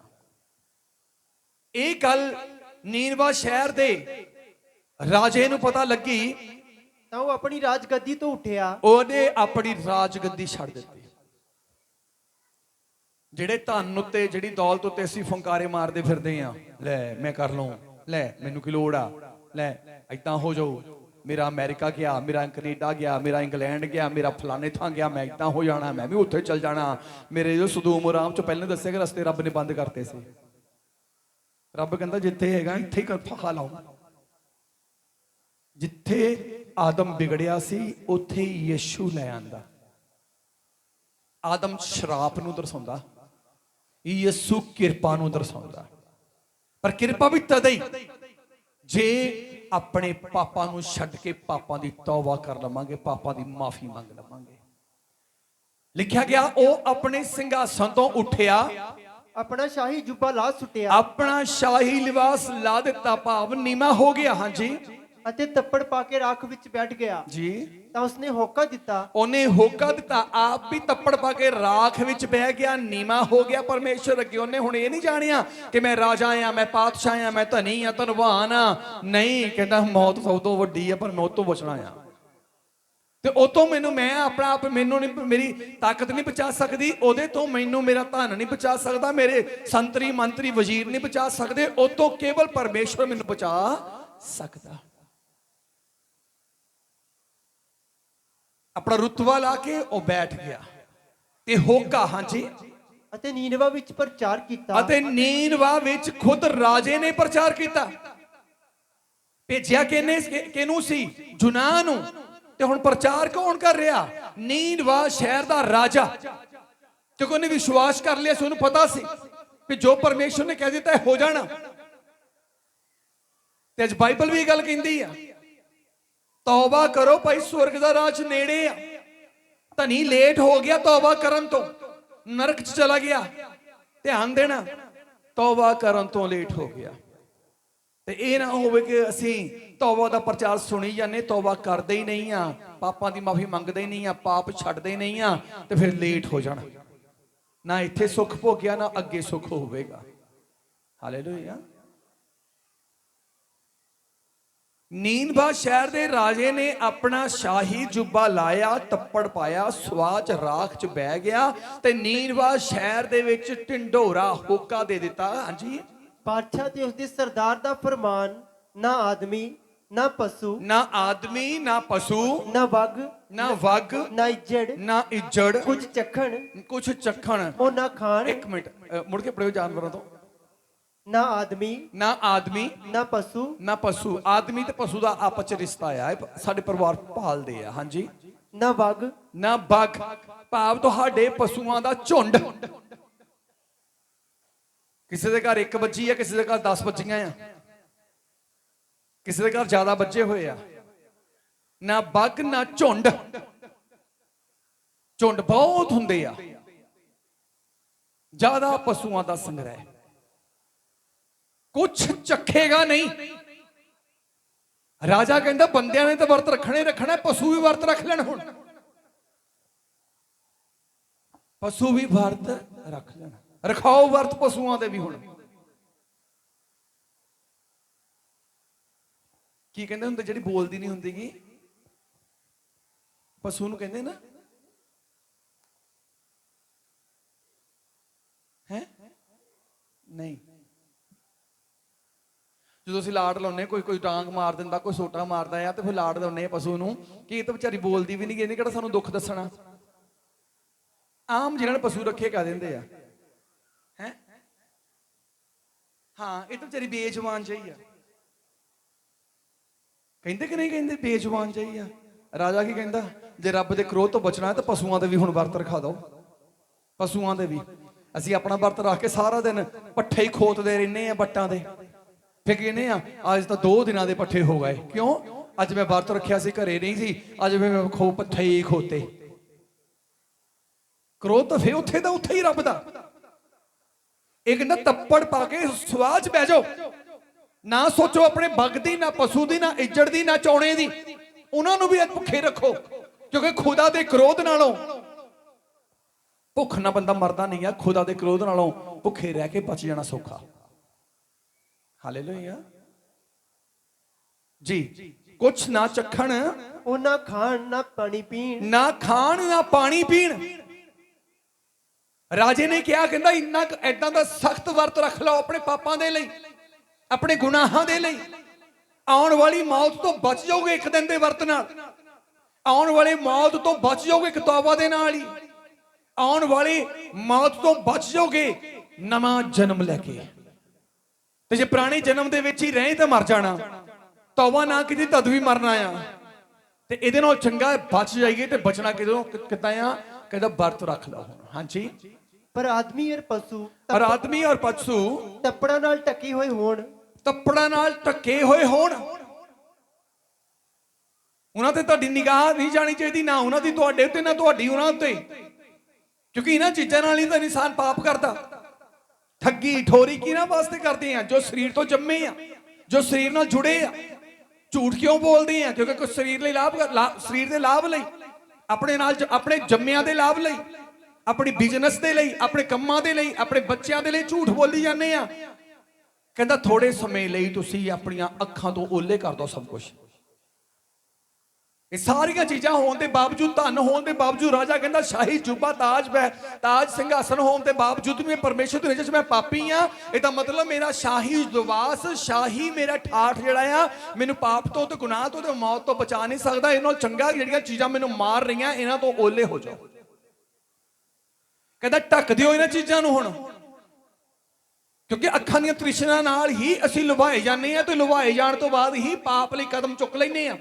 ਆਹ ਚੀਜ਼ ਵਧੀਆ ਆ, ਬਸ ਹੁਣ ਜੋ ਮਰਜ਼ੀ ਹੋ ਜਾਏ, ਮੈਂ ਇਹ ਆਪਣੇ ਕਬਜ਼ੇ 'ਚ ਲੈਣੀ ਆ। ਚਾਹੇ ਝੂਠ ਮਾਰਾਂ, ਚਾਹੇ ਠੱਗੀ ਕਰਾਂ, ਚਾਹੇ ਚੋਰੀ ਕਰਾਂ, ਮੈਂ ਇਹਨੂੰ ਹਾਸਲ ਕਰਨਾ ਹੀ ਆ। ਤੇ ਉਹ ਉਸ ਚੀਜ਼ ਨੂੰ ਹਾਸਲ ਕਰਨ ਦੇ ਲਈ ਕਈ ਕੁਝ ਕੀਤਾ ਜਾਂਦਾ, ਤੇ ਉਹ ਚੀਜ਼ ਜਿਹੜੀ ਹਾਸਲ ਕੀਤੀ ਆ, ਇੰਨੀ ਜਹਿਦ ਤੋਂ ਬਾਅਦ ਉਸ ਸੁੱਖ ਨੂੰ ਜਿਹਨੂੰ ਹਾਸਲ ਕੀਤਾ, ਜਹਿਦ ਫਾਈਟ ਕਰਨ ਤੋਂ ਬਾਅਦ ਲਾਭ ਕੀ ਆ? ਜਿਵੇਂ ਪਰ ਉਹ ਸਾਨੂੰ ਪਰਮੇਸ਼ਰ ਦੇ ਕ੍ਰੋਧ ਤੋਂ ਤੇ ਮੌਤ ਤੋਂ ਬਚਾ ਹੀ ਨਾ ਸਕੀ।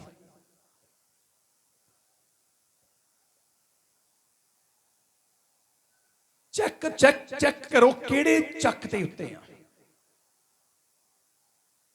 ਚੈੱਕ ਕਰੋ ਕਿੱਦਾਂ ਦੇ ਆਦਮ ਅਸੀਂ। ਪਹਿਲੇ ਆਦਮ ਨਾਲ ਜੁੜੇ ਹੋਏ, ਜਿਹੜਾ ਸਵਰਗੋਂ ਆਦਮ ਆਇਆ ਉਹਦੇ ਨਾਲ ਜੁੜੇ ਹੋਏ, ਉਹਦੇ ਨਾਲ ਜੁੜੇ ਹੋਏ ਜਿਹੜਾ ਆਦਮ ਦੀ ਵਾਟ ਚੋਂ ਬਾਹਰ ਕੱਢਿਆ, ਜਾਂ ਉਹਦੇ ਨਾਲ ਜੁੜੇ ਜਿਹੜਾ ਚਰਨੀ ਚ ਆ ਕੇ ਪੈਦਾ ਹੋ ਗਿਆ। ਹਾਲੇਲੂਇਆ। ਕਹਿੰਦੇ ਨੇ ਸਾਰੀਆਂ ਚੀਜ਼ਾਂ ਤੋਂ ਆਪਣੇ ਆਪ ਨੂੰ ਅਲੱਗ ਕਰ ਲਓ। ਹਾਂਜੀ, ਪਰਮੇਸ਼ਰ ਦੇ ਅੱਗੇ ਜ਼ੋਰ ਲਾ ਕੇ ਤਰਲੇ ਕਰਨ, ਪਰ ਤੇ ਸਾਰੇ ਲੋਕ ਪਰਮੇਸ਼ਰ ਦੇ ਅੱਗੇ ਜ਼ੋਰ ਲਾ ਕੇ ਤਰਲੇ ਕਰਨ। ਤੱਪੜ ਉੱਤੇ ਲਿਆ ਹੋਇਆ ਹੋਵੇ ਤੇ ਜ਼ੋਰ ਲਾ ਕੇ ਤੱਪੜ ਹੀ ਨਾ ਪਾੜ ਲਓ। ਇਹ ਜ਼ੋਰ ਨਹੀਂ ਕਿ ਜੋ ਉੱਤੇ ਲਿਆ ਹੈ ਨਾ, ਪ੍ਰਭੂ ਮੈਂ ਤਾਂ ਜ਼ੋਰ ਲਾ ਕੇ ਤਰਲੇ ਕਰਦਾ ਹੈ, ਪਤਾ ਲੱਗੇ ਤੱਪੜ ਹੀ ਪਾੜ ਦਿੱਤਾ। ਮੀਨਸ ਮਨ ਨੂੰ ਮਾਰਨਾ, ਦਿਲ ਨੂੰ ਮਾਰਨਾ, ਕਿ ਮੇਰੇ ਜੀਵਨ 'ਚ ਇੱਕ ਐਡਾ ਗੁਨਾਹ ਸੀ ਜਿਹਦੇ ਕਰਕੇ ਮੈਂ ਤੇ ਮੇਰੀ ਫੈਮਿਲੀ ਖਤਮ ਹੋਣ ਗਏ। ਇੱਕ ਐਡਾ ਦਾ ਗੁਨਾਹ ਮੇਰੇ ਜੀਵਨ ਦੇ ਵਿੱਚ ਜਿਹਦੇ ਕਰਕੇ ਪਰਮੇਸ਼ਰ ਨੇ ਮੈਨੂੰ ਤੇ ਮੇਰੀ ਫੈਮਿਲੀ ਨੂੰ ਖਤਮ ਕਰਨ ਦੀ ਸੋਚ ਲਿਆ। ਜਦੋਂ ਕਿਤੇ ਛੋਟੀ ਮੋਟੀ ਚੋਰੀ ਦੇ ਨਾਲ ਜਾਂ ਕਿਸੇ ਵੀ ਗੱਲ ਦੇ ਨਾਲ ਅਦਾਲਤ ਵਿੱਚ ਸਜ਼ਾ ਮਿਲਦੀ ਹੈ ਤਾਂ ਮਾਪਿਆਂ ਨੂੰ ਪਤਾ ਹੁੰਦਾ ਸਾਡੇ ਬੱਚੇ ਨੇ ਗਲਤੀ ਕੀਤੀ, ਇਹਨੂੰ ਸਜ਼ਾ ਮਿਲਣੀ ਹੈ, ਮਿਲੀ ਵੀ ਆ। ਕੀ ਕਹਿੰਦੇ ਮਾਪੇ ਕਹਿੰਦੇ ਆ, ਲੈ ਛੋਟੀ ਜਿਹੀ ਤਾਂ ਚੋਰੀ ਕੀਤੀ ਸੀਗੀ, ਅਦਾਲਤ ਨੂੰ, ਜੱਜ ਨੂੰ ਤਰਸ ਨਹੀਂ ਆਇਆ, ਵਕੀਲ ਨੂੰ ਤਰਸ ਨਹੀਂ ਆਇਆ, ਪੁਲਿਸ ਨੂੰ ਤਰਸ ਨਹੀਂ ਆਇਆ, ਛੋਟੀ ਜਿਹੀ ਚੋਰੀ ਨਾਲ ਮੇਰੀ ਅੱਖ ਲਿਹਾਜ਼ ਨਹੀਂ ਕਰੇਗੀ। ਪਰਮੇਸ਼ਰ ਪਾਪੀ ਦਾ ਕੋਈ ਲਿਹਾਜ਼ ਨਹੀਂ ਕਰਦਾ। 2022 ਸਾਲ ਪਹਿਲਾਂ ਉਹਨੇ ਲਿਹਾਜ਼ ਕਰ ਲਿਆ। 2022 ਸਾਲ ਪਹਿਲਾਂ ਉਹਨੇ ਲਿਹਾਜ਼ ਕੀਤਾ। ਸਲੀਬ ਤੇ ਚੜੇ ਨੂੰ ਮਾਰਦੇ ਸੀ, ਯੀਸ਼ੂ ਨੇ ਕਿਹਾ ਪਿਤਾ ਇਹਨਾਂ ਨੂੰ ਮਾਫ ਕਰ। ਇਹ ਲਿਹਾਜ਼ ਸੀ, ਇਹ ਲਿਹਾਜ਼ ਸੀ। ਕਹਿੰਦਾ ਨਹੀਂ, ਮੈਂ ਕੁਝ ਨਹੀਂ ਕਰਨਾ ਇਹਨਾਂ ਦਾ, ਪਿਤਾ ਮੈਂ ਤਾਂ ਤੇਰੀ ਮਰਜ਼ੀ ਪੂਰੀ ਕਰਦਾ। ਇਹ ਹੁਣ ਚਾਹੇ ਡਾਂਗਾ ਮਾਰਨ, ਚਾਹੇ ਚਪੇੜਾ ਮਾਰਨ, ਚਾਹੇ ਘਸੁੰਨ ਮਾਰਨ, ਮੈਂ ਇਹਨਾਂ ਦਾ ਲਿਹਾਜ਼ ਕਰਦਾ ਆ, ਕਿਉਂਕਿ ਮੇਰੇ ਆ ਇਹ। ਲਿਹਾਜ਼ ਕਿਹਦਾ ਕੀਤਾ ਜਾਂਦਾ? ਲਿਹਾਜ਼ ਤਾਂ ਉਹਦਾ ਕੀਤਾ ਜਾਂਦਾ ਆਪਣਾ ਹੁੰਦਾ, ਬਗਾਨੇ ਦਾ ਥੋੜੀ ਲਿਹਾਜ਼ ਕਰਦੇ ਆ। ਯਿਸੂ ਮਸੀਹ ਨੇ ਲਿਹਾਜ਼ ਕੀਤਾ। ਪਰ ਹੁਣ ਕੀ ਕਹਿੰਦਾ ਆ? ਕਹਿੰਦਾ ਸਾਰੇ ਜਣੇ, ਕਹਿੰਦਾ ਕਿ ਹੁਣ ਜ਼ੋਰ ਦੇ ਨਾਲ ਪਰਮੇਸ਼ਰ ਦੇ ਅੱਗੇ ਪੁਕਾਰਨ। ਆਪਣੇ ਦਰਦ, ਆਪਣੀ ਤਕਲੀਫ, ਆਪਣੀ ਬਿਮਾਰੀ ਨੂੰ ਨਾ ਦੇਖੋ, ਹੁਣ ਆਪਣੇ ਪਾਪ ਕਰਕੇ ਖੁਦਾ ਦੇ ਅੱਗੇ ਮੇਰੇ ਇਜ਼ੋ ਜ਼ੋਰ ਮਾਰੋ ਕਿ ਪ੍ਰਭੂ ਮੈਨੂੰ ਪਤਾ ਹੀ ਨਹੀਂ ਸੀਗਾ ਕਿ ਮੇਰੇ ਪਾਪ ਕਰਕੇ ਮੇਰੀ ਜ਼ਿੰਦਗੀ 'ਚ ਮੌਤ ਵਾਲੀ ਬਿਮਾਰੀ ਆ, ਮੇਰੇ ਗੁਨਾਹ ਦੇ ਕਰਕੇ ਮੇਰੀ ਜ਼ਿੰਦਗੀ 'ਚ ਕਾਲ ਪਿਆ ਹੋਇਆ ਆ, ਮੈਂ ਗੁਲਾਮੀ ਤੇ ਬੰਧਨਾਂ 'ਚ ਫਸੀ ਹੋਈ ਆ। ਪ੍ਰਭੂ ਮੈਨੂੰ ਪਤਾ ਹੀ ਨਹੀਂ ਸੀ ਕਿ ਇਹ ਜਿਹੜੇ ਸ਼ਰਾਪ ਆ ਮੇਰੇ ਪਾਪ ਦੇ ਕਰਕੇ ਆ। ਜ਼ੋਰ ਮਾਰੋ ਆਪਣੇ ਪਾਪ ਨੂੰ ਖਤਮ ਕਰਨ ਲਈ। ਕਹਿੰਦਾ ਜ਼ੋਰ ਦੇ ਨਾਲ ਪੁਕਾਰੋ। ਸਭ ਕੋਈ ਆਪੋ ਆਪਣੇ ਭੈੜੇ ਰਾਹ ਤੋਂ, ਆਪੋ ਆਪਣੀ ਜ਼ੁਲਮ ਤੋਂ ਜੋ ਉਹ ਕਰ ਰਹੇ ਹਨ, ਸਭ ਜਣੇ ਆਪਣੇ ਆਪਣੇ ਭੈੜੇ ਮਾਰਗ ਤੋਂ, ਭੈੜੇ ਜ਼ੁਲਮ ਤੋਂ ਜੋ ਕਰਦੇ ਹਨ, ਮੂੰਹ ਮੋੜ ਲਓ। ਹਰੇਕ ਇਨਸਾਨ ਨੂੰ ਪਰਮੇਸ਼ਰ ਚਾਹੁੰਦਾ ਹੈ, ਜਿਵੇਂ ਨੀਨਵਾ ਸ਼ਹਿਰ ਦੇ ਰਾਜੇ ਨੇ ਹੁਣ ਪਾਪ ਦੇ ਕਰਕੇ ਜਦੋਂ ਫਰਮਾਨ ਆਇਆ ਕਿ ਪਾਪ ਕਰਕੇ ਹੁਣ ਮੈਂ ਪੂਰਾ ਦੇਸ਼, ਪੂਰਾ ਸ਼ਹਿਰ ਖਤਮ ਕਰ ਦੇਣਾ, 40 ਦਿਨਾਂ 'ਚ ਐਂਡ ਹੈ ਇਹਦਾ। ਤੇ ਸੁਣਨ ਵਾਲਾ ਇਹ ਨਾ ਸਮਝੇ ਕਿ ਮੈਨੂੰ ਤਾਂ ਇਹ ਰੱਬ ਨੇ ਬਹੁਤ ਜ਼ਿੰਦਗੀ ਦਿੱਤੀ, ਮੈਂ ਤਾਂ ਜਵਾਨੀ ਦੇ ਵਿੱਚ ਹੀ ਮੈਂ ਤਾਂ ਬੁੱਢਾ ਹੋਣਾ ਫੇਰ ਜਾ ਕੇ ਮਰਨਾ ਆ। ਜੇ ਮੇਰੇ ਤੋਂ ਨੀਨਵਾ ਸ਼ਹਿਰ ਦੇ ਰਾਜੇ ਨੂੰ ਜਾਂ ਸ਼ਹਿਰ ਨੂੰ ਇਹ ਕਹਿਤਾ ਕਿ 40 ਦਿਨਾਂ ਨੂੰ ਬਸ ਖਤਮ ਆ, ਸਾਨੂੰ ਨਹੀਂ ਪਤਾ ਕਿ ਕਿਹਦੀ ਜ਼ਿੰਦਗੀ ਕਿਹੜਾ ਸਮਾ ਜਾਣਾ। ਲਾਪਰਵਾਹੀ ਦੇ ਨਾਲ ਨਾ ਮੇਰੇ ਤੋਂ ਜ਼ਿੰਦਗੀ ਖੇਡੋ, ਲਾਪਰਵਾਹੀ ਦੇ ਨਾਲ ਜ਼ਿੰਦਗੀ ਨੂੰ ਬਤੀਤ ਨਾ ਕਰੋ। ਗਰਾਊਂਡ ਵਿੱਚ ਰੋਡ ਦੇ ਉੱਤੇ ਹਮੇਸ਼ਾ ਚੌਕਸੀ ਦੇ ਨਾਲ ਫਿਰ ਮੰਜ਼ਿਲ ਤੇ ਪਹੁੰਚਦੇ, ਫਿਰ ਹੀ ਜਿੱਤ ਪ੍ਰਾਪਤ ਹੁੰਦੀ ਆ। ਤੇ ਜੇ ਕਹੋ ਮੇਰੇ ਜੋ ਚੱਕ ਦੇ ਉੱਤੇ ਲਿਖਿਆ ਗਿਆ ਬਾਈਬਲ ਦੇ ਵਿੱਚ, ਪਰਮੇਸ਼ਰ ਦੇ ਕੁਮਾਰ ਦੇ ਹੱਥ ਜੀ ਭਾਂਡਾ ਵਿਗੜ ਗਿਆ। ਮੈਨੂੰ ਕੱਲ ਦੇ ਦਿਨ ਦੇ ਵਿੱਚ ਪਰਮੇਸ਼ਰ ਨੇ 3 ਨਾਮ ਦਿੱਤੇ। ਪ੍ਰਭੂ ਨੇ ਮੈਨੂੰ ਇਹ ਗੱਲ ਕਹੀ, ਕਹਿੰਦਾ ਤੇਰੇ ਨਾਲ ਤੁਰੇ ਫਿਰਦੇ ਜਿਹੜੇ ਵਿਗੜੇ ਭਾਂਡੇ ਆ, 3 ਜਣੇ ਮੈਨੂੰ ਦੱਸੇ, ਸ਼ਕਲਾਂ ਦਿਖਾਈਆਂ। ਕੱਲ ਸਾਰਾ ਦਿਨ ਮੈਂ ਬੇਚੈਨ ਰਿਹਾ, ਮੇਰਾ ਇਦਾਂ ਦਾ ਮਨ ਸੀ ਮੇਰਾ ਰੋਣ ਨੂੰ ਜੀ ਕਰੇ। ਇੱਥੇ ਵੀ ਮੈਂ ਚਰਚ ਵਿੱਚ ਵੀ ਆਇਆ, ਪ੍ਰੇਅਰ ਕੀਤੀ, ਪ੍ਰੇਅਰ ਤੋਂ ਬਾਅਦ ਵੀ ਮੈਨੂੰ ਬੇਚੈਨੀ ਲੱਗੀ। ਮੈਂ ਘਰ ਚਲਾ ਗਿਆ, ਘਰ ਜਾ ਕੇ ਮੈਨੂੰ ਬੇਚੈਨੀ ਲੱਗੀ। ਮੈਂ ਵੱਖਰੇ ਰੂਮ ਦੇ ਵਿੱਚ ਆਪਣੇ ਆਪ ਨੂੰ ਡੱਕ ਲਿਆ। ਮੈਂ ਪਰਮੇਸ਼ਰ ਵੀ ਹੋ ਕੀ ਰਿਹਾ, ਇਹ ਮੇਰੇ ਨਾਲ ਹੋ ਕੀ ਰਿਹਾ। ਯਿਸੂ ਮਸੀਹ ਨੇ ਜਦੋਂ ਕੋੜੇ ਖਾਦੇ, ਨਹੀਂ ਕਿਹਾ ਉਹਨਾਂ ਨੂੰ ਕਿ ਰੁਕੋ, ਨਹੀਂ ਕਿਹਾ ਰੁਕਣ ਨੂੰ। ਹੱਥਾਂ ਪੈਰਾਂ 'ਚ ਕਿੱਲ ਠੋਕੇ, ਨਹੀਂ ਕਿਸੇ ਨੂੰ ਰੋਕਿਆ ਯਿਸੂ ਮਸੀਹ ਨੇ। ਸਿਰ ਤੇ ਕੰਡਿਆ ਤਾਜ ਪਹਿਨਾਇਆ ਗਿਆ, ਨਹੀਂ ਯਿਸੂ ਮਸੀਹ ਨੇ ਕਿਹਾ ਰੁਕ ਜਾਓ, ਮੈਨੂੰ ਦੁੱਖ ਹੁੰਦਾ ਆ। ਚਪੇੜਾ ਮਾਰਨ ਲੱਗਿਆ, ਯਿਸੂ ਮਸੀਹ ਨੇ ਨਹੀਂ ਕਿਹਾ। ਕਿਤੇ ਲਿਖਿਆ ਕੁਛ ਵੀ ਯਿਸੂ ਮਸੀਹ ਨੇ ਅੱਗੇ ਕਿੰਤੂ ਪਰੰਤੂ ਕੀਤਾ ਹੋਵੇਗਾ? ਪਰ ਗਤਸਮਨੀ ਬਾਗ ਦੇ ਵਿੱਚ ਜਾ ਕੇ ਉਹਨੇ ਕਿਉਂ ਕਿਹਾ ਕਿ ਮੇਰਾ ਮਨ ਬਹੁਤ ਉਦਾਸ ਆ, ਮਰਨ ਤੋੜੀ ਉਦਾਸ ਆ? ਕਿਉਂ?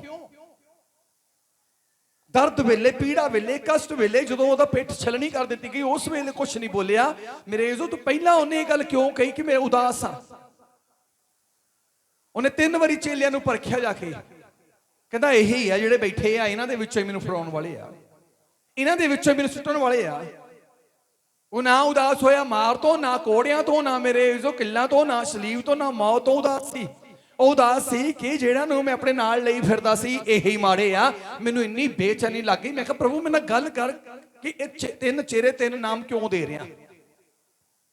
ਧਿਆਨ ਨਾਲ ਸੁਣੋ। ਉਹ ਵਿਸ਼ਵਾਸੀ ਹੋ ਸਕਦੇ, ਟੀਮ ਹੋ ਸਕਦੀ, ਕੁਆਇਰ ਹੋ ਸਕਦੀ, ਸਾਜੀ ਹੋ ਸਕਦੇ, ਸਾਊਂਡ ਹੋ ਸਕਦਾ, ਕੋਈ ਵੀ ਹੋ ਸਕਦਾ ਹੈ। ਔਰ ਮੈਂ ਪਰਮੇਸ਼ਰ ਦੇ ਅੱਗੇ ਪ੍ਰਾਰਥਨਾ ਕਰਦਾ ਸੀ ਰਾਤੀ, ਜਿਹੜੀ ਰਾਤ ਦੀ ਪ੍ਰਾਰਥਨਾ 7 ਵਜੇ ਦੀ ਪ੍ਰਾਰਥਨਾ ਚਰਚ ਦੇ ਵਿੱਚ ਟੀਮ ਦੇ ਨਾਲ ਹੁੰਦੀ ਆ। ਉਸ ਪ੍ਰਾਰਥਨਾ 'ਚ ਮੈਂ ਇਹੀ ਪਰਮੇਸ਼ਰ ਦੇ ਅੱਗੇ ਕਰਦਾ ਸੀ, ਮੈਂ ਪਰਮੇਸ਼ਰ ਮੈਨੂੰ ਅੱਜ ਦੇ ਦਿਨ ਦੀ ਪ੍ਰਾਰਥਨਾ ਨਾਲ ਮੈਨੂੰ ਵਰਦਾਨ ਨਹੀਂ, ਮੈਨੂੰ ਇੰਨਾ ਕੁ ਬਖਸ਼ ਦੇਈਂ ਕਿ ਮੇਰੇ ਮੂੰਹੋਂ ਨਾਮ ਨਾ ਕਢਾ ਦੇਵੇਂ ਸਟੇਜ ਦੇ ਉੱਤੋਂ, ਮੇਰੇ ਮੂੰਹੋਂ ਨਾਮ ਨਾ ਨਿਕਲ ਜਾਣਾ ਸਟੇਜ ਦੇ ਉੱਤੋਂ। ਯਹੂਦਾ ਨਾਲ ਸੀ, ਪ੍ਰਭੂ ਯਿਸੂ ਮਸੀਹ ਜਾਣਦਾ ਸੀ, ਯਹੂਦਾ ਦੇ ਮਨ ਨੂੰ ਪੜਦਾ ਸੀ, ਪੱਟੀਆਂ ਪੜ ਲੈਂਦਾ ਸੀ। ਪ੍ਰਭੂ ਯਿਸੂ ਮਸੀਹ ਇਹਦੇ ਮਨ 'ਚ ਕੀ ਹੈ ਤੇ ਦਿਲ 'ਚ ਕੀ, ਦੀ ਸੋਚਾਂ 'ਚ ਕੀ ਆ। ਤੇ ਕਈਆਂ ਨੂੰ ਲੱਗਦਾ ਕਿ ਨਾਲ ਚੱਲ ਕੇ ਬਰਾਬਰ ਬਹਿ ਕੇ, ਨਾਲ ਰਹਿ ਕੇ, ਨਾਲ ਖਾ ਕੇ, ਨਾਲ ਪੀ ਕੇ, ਨਾਲ ਸੌਂ ਕੇ, ਸ਼ਾਇਦ ਦਾਸ ਨੂੰ ਕੁਝ ਪਤਾ ਨਹੀਂ ਲੱਗਦਾਗਾ। ਪਰਮੇਸ਼ਰ ਨੇ ਮੈਨੂੰ ਮਨ ਦੀਆਂ ਤਖਤੀਆਂ ਪੜਨੀਆਂ ਸਿਖਾਤੀਆਂ ਆ। ਪਰਮੇਸ਼ਰ ਨੇ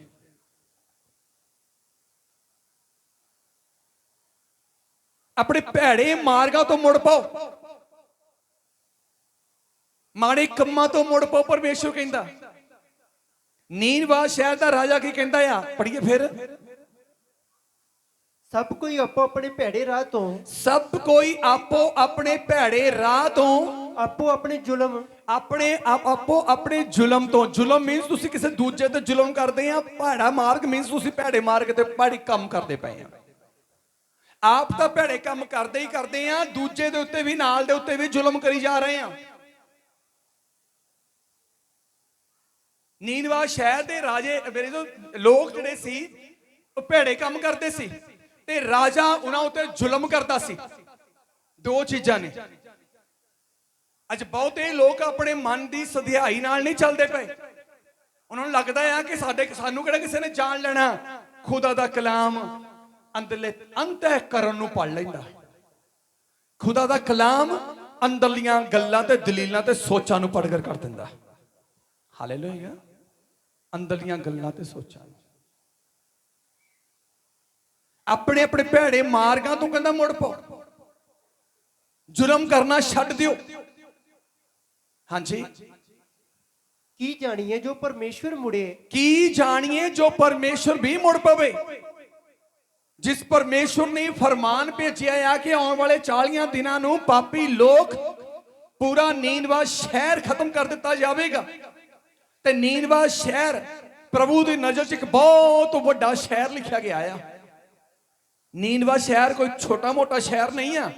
ਜਦੋਂ ਇਹਨੂੰ ਬਾਈਬਲ ਨੂੰ ਦੇਖਦੇ ਆ, ਨੀਨਵਾ ਸ਼ਹਿਰ ਪ੍ਰਭੂ ਦੀ ਨਜ਼ਰ 'ਚ, ਯਹੋਵਾ ਦੀ ਨਜ਼ਰ 'ਚ ਵੱਡਾ ਸ਼ਹਿਰ। ਜਿਹੜਾ ਪ੍ਰਭੂ ਦੀ ਨਜ਼ਰ 'ਚ ਵੱਡਾ ਆ, ਉਹ ਬੰਦੇ ਦੀ ਨਜ਼ਰ 'ਚ ਕਿੱਡਾ ਹੋਵੇਗਾ।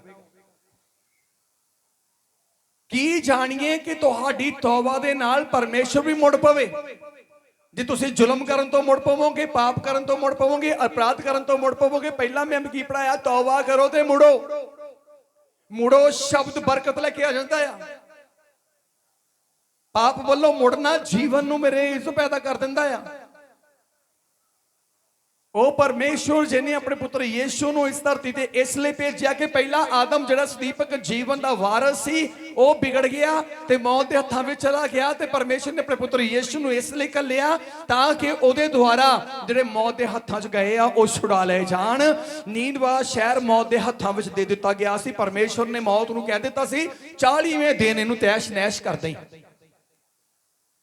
ਪਰ 40 ਦਿਨਾਂ ਤੋਂ ਪਹਿਲਾਂ ਹੀ ਰਾਜੇ ਨੇ ਫਰਮਾਨ ਜਾਰੀ ਕਰ ਦਿੱਤਾ ਕਿ ਕੋਈ ਵੀ ਬੰਦਾ, ਕੋਈ ਮਨੁੱਖ, ਕੋਈ ਜਾਨਵਰ, ਡੰਗਰ, ਇੱਜੜ, ਬੱਗ, ਕੋਈ ਹੁਣ ਸਵਾਦ ਨਾ ਚੱਖੇ, ਬਲਕਿ ਆਪਣੀਆਂ ਅੱਖਾਂ ਹੀ ਬੰਦ ਕਰ ਲਵੇ। ਇੱਕ ਦੂਜੇ ਤੋਂ ਬਸ ਰੱਬ ਵੱਲ ਧਿਆਨ ਦਿਓ, ਜ਼ੁਲਮ ਤੇ ਭੈੜੇ ਕੰਮਾਂ ਤੋਂ ਪਿੱਛੇ ਮੁੜ ਪਵੋ ਕਿ ਜਾਣੀਏ ਪਰਮੇਸ਼ਵਰ ਵੀ ਆਪਣੇ ਕ੍ਰੋਧ ਤੋਂ ਮੁੜ ਪਵੇ, ਮੌਤ ਦੇ ਫਰਮਾਨ ਤੋਂ ਪਿੱਛੇ ਨੂੰ ਮੁੜ ਪਵੇ। ਹਾਲੇਲੂਇਆ। ਅੱਜ ਆਪਣੀ ਜ਼ਿੰਦਗੀ ਦੇ ਦੁੱਖ ਤੋਂ ਬਚਣਾ ਚਾਹੁੰਦੇ ਆ ਤਾਂ ਤੌਬਾ ਕਰ ਲਓ, ਮੁੜ ਪਓ ਪਰਮੇਸ਼ਵਰ ਵੱਲ ਨੂੰ। ਪਾਪ ਵਾਲੀ ਦੁਨੀਆ ਚੋਂ ਬਾਹਰ ਆ ਜਾਵੋ, ਗੁਨਾਹ ਅਪਰਾਧ ਵਾਲੀ ਦੁਨੀਆ ਚੋਂ ਬਾਹਰ ਆ ਜਾਵੋ। ਪਰਮੇਸ਼ਵਰ ਤੁਹਾਨੂੰ ਉਸ ਚੱਕ ਦੇ ਉੱਤੇ ਰੱਖਣਾ ਚਾਹੁੰਦਾ ਜਿਸ ਚੱਕ ਦੇ ਉੱਤੇ ਯੀਸ਼ੂ ਮਸੀਹ ਤਿਆਰ ਕੀਤਾ ਗਿਆ। ਉਸ ਸਥਾਨ ਤੇ ਰੱਖਣਾ ਚਾਹੁੰਦਾ ਜਿਸ ਸਥਾਨ ਤੇ ਯੀਸ਼ੂ ਮਸੀਹ ਰੱਖਿਆ ਗਿਆ। ਉਹ ਲੈਵਲ ਦੇਣਾ ਚਾਹੁੰਦਾ ਜਿਹੜਾ ਲੈਵਲ ਯੀਸ਼ੂ ਮਸੀਹ ਨੂੰ ਦਿੱਤਾ ਗਿਆ। ਪਰ ਇਹ ਤਦੇ ਹੋਵੇਗਾ ਜੇ ਅਸੀਂ ਮੁੜਾਂਗੇ। ਮੁੜਨ ਤੋਂ ਬਗੈਰ ਕੁਝ ਵੀ ਪ੍ਰਗਟ ਨਹੀਂ ਹੋਣਾ। ਗੱਲਾਂ ਨਾਲ ਤੁਸੀਂ ਨਹੀਂ ਕਹਿ ਸਕਦੇ ਕਿ ਮੁੜ ਪਿਆ ਨਾ ਮੁੜ ਪਈ ਜੀ, ਨਹੀਂ, ਕਰਨੀਆਂ ਤੋਂ ਮੁੜਨਾ ਪੈਣਾ, ਕਰਨੀਆਂ ਤੋਂ ਮੁੜਨਾ ਪੈਣਾ। ਕੀ ਜਾਣੀਏ ਜੋ ਪਰਮੇਸ਼ਰ ਮੁੜੇ ਅਤੇ ਪਛਤਾਵੇ। ਇਹ ਜੁਨਾਹ 'ਚ ਲਿਖਿਆ ਗਿਆ। ਤੇ ਜਦੋਂ ਤੁਸੀਂ ਜਰਮੀਆ 18 ਨੂੰ ਪੜ੍ਹਦੇ ਹੋ, ਉਹ 'ਚ ਲਿਖਿਆ ਗਿਆ ਮੈਂ ਵੀ ਪਛਤਾਵਾਂਗਾ ਕਿ ਮੈਂ ਇਹਨਾਂ ਉੱਤੇ ਬੁਰਾਈ ਲਿਆਉਣ ਲਈ ਸੋਚਿਆ।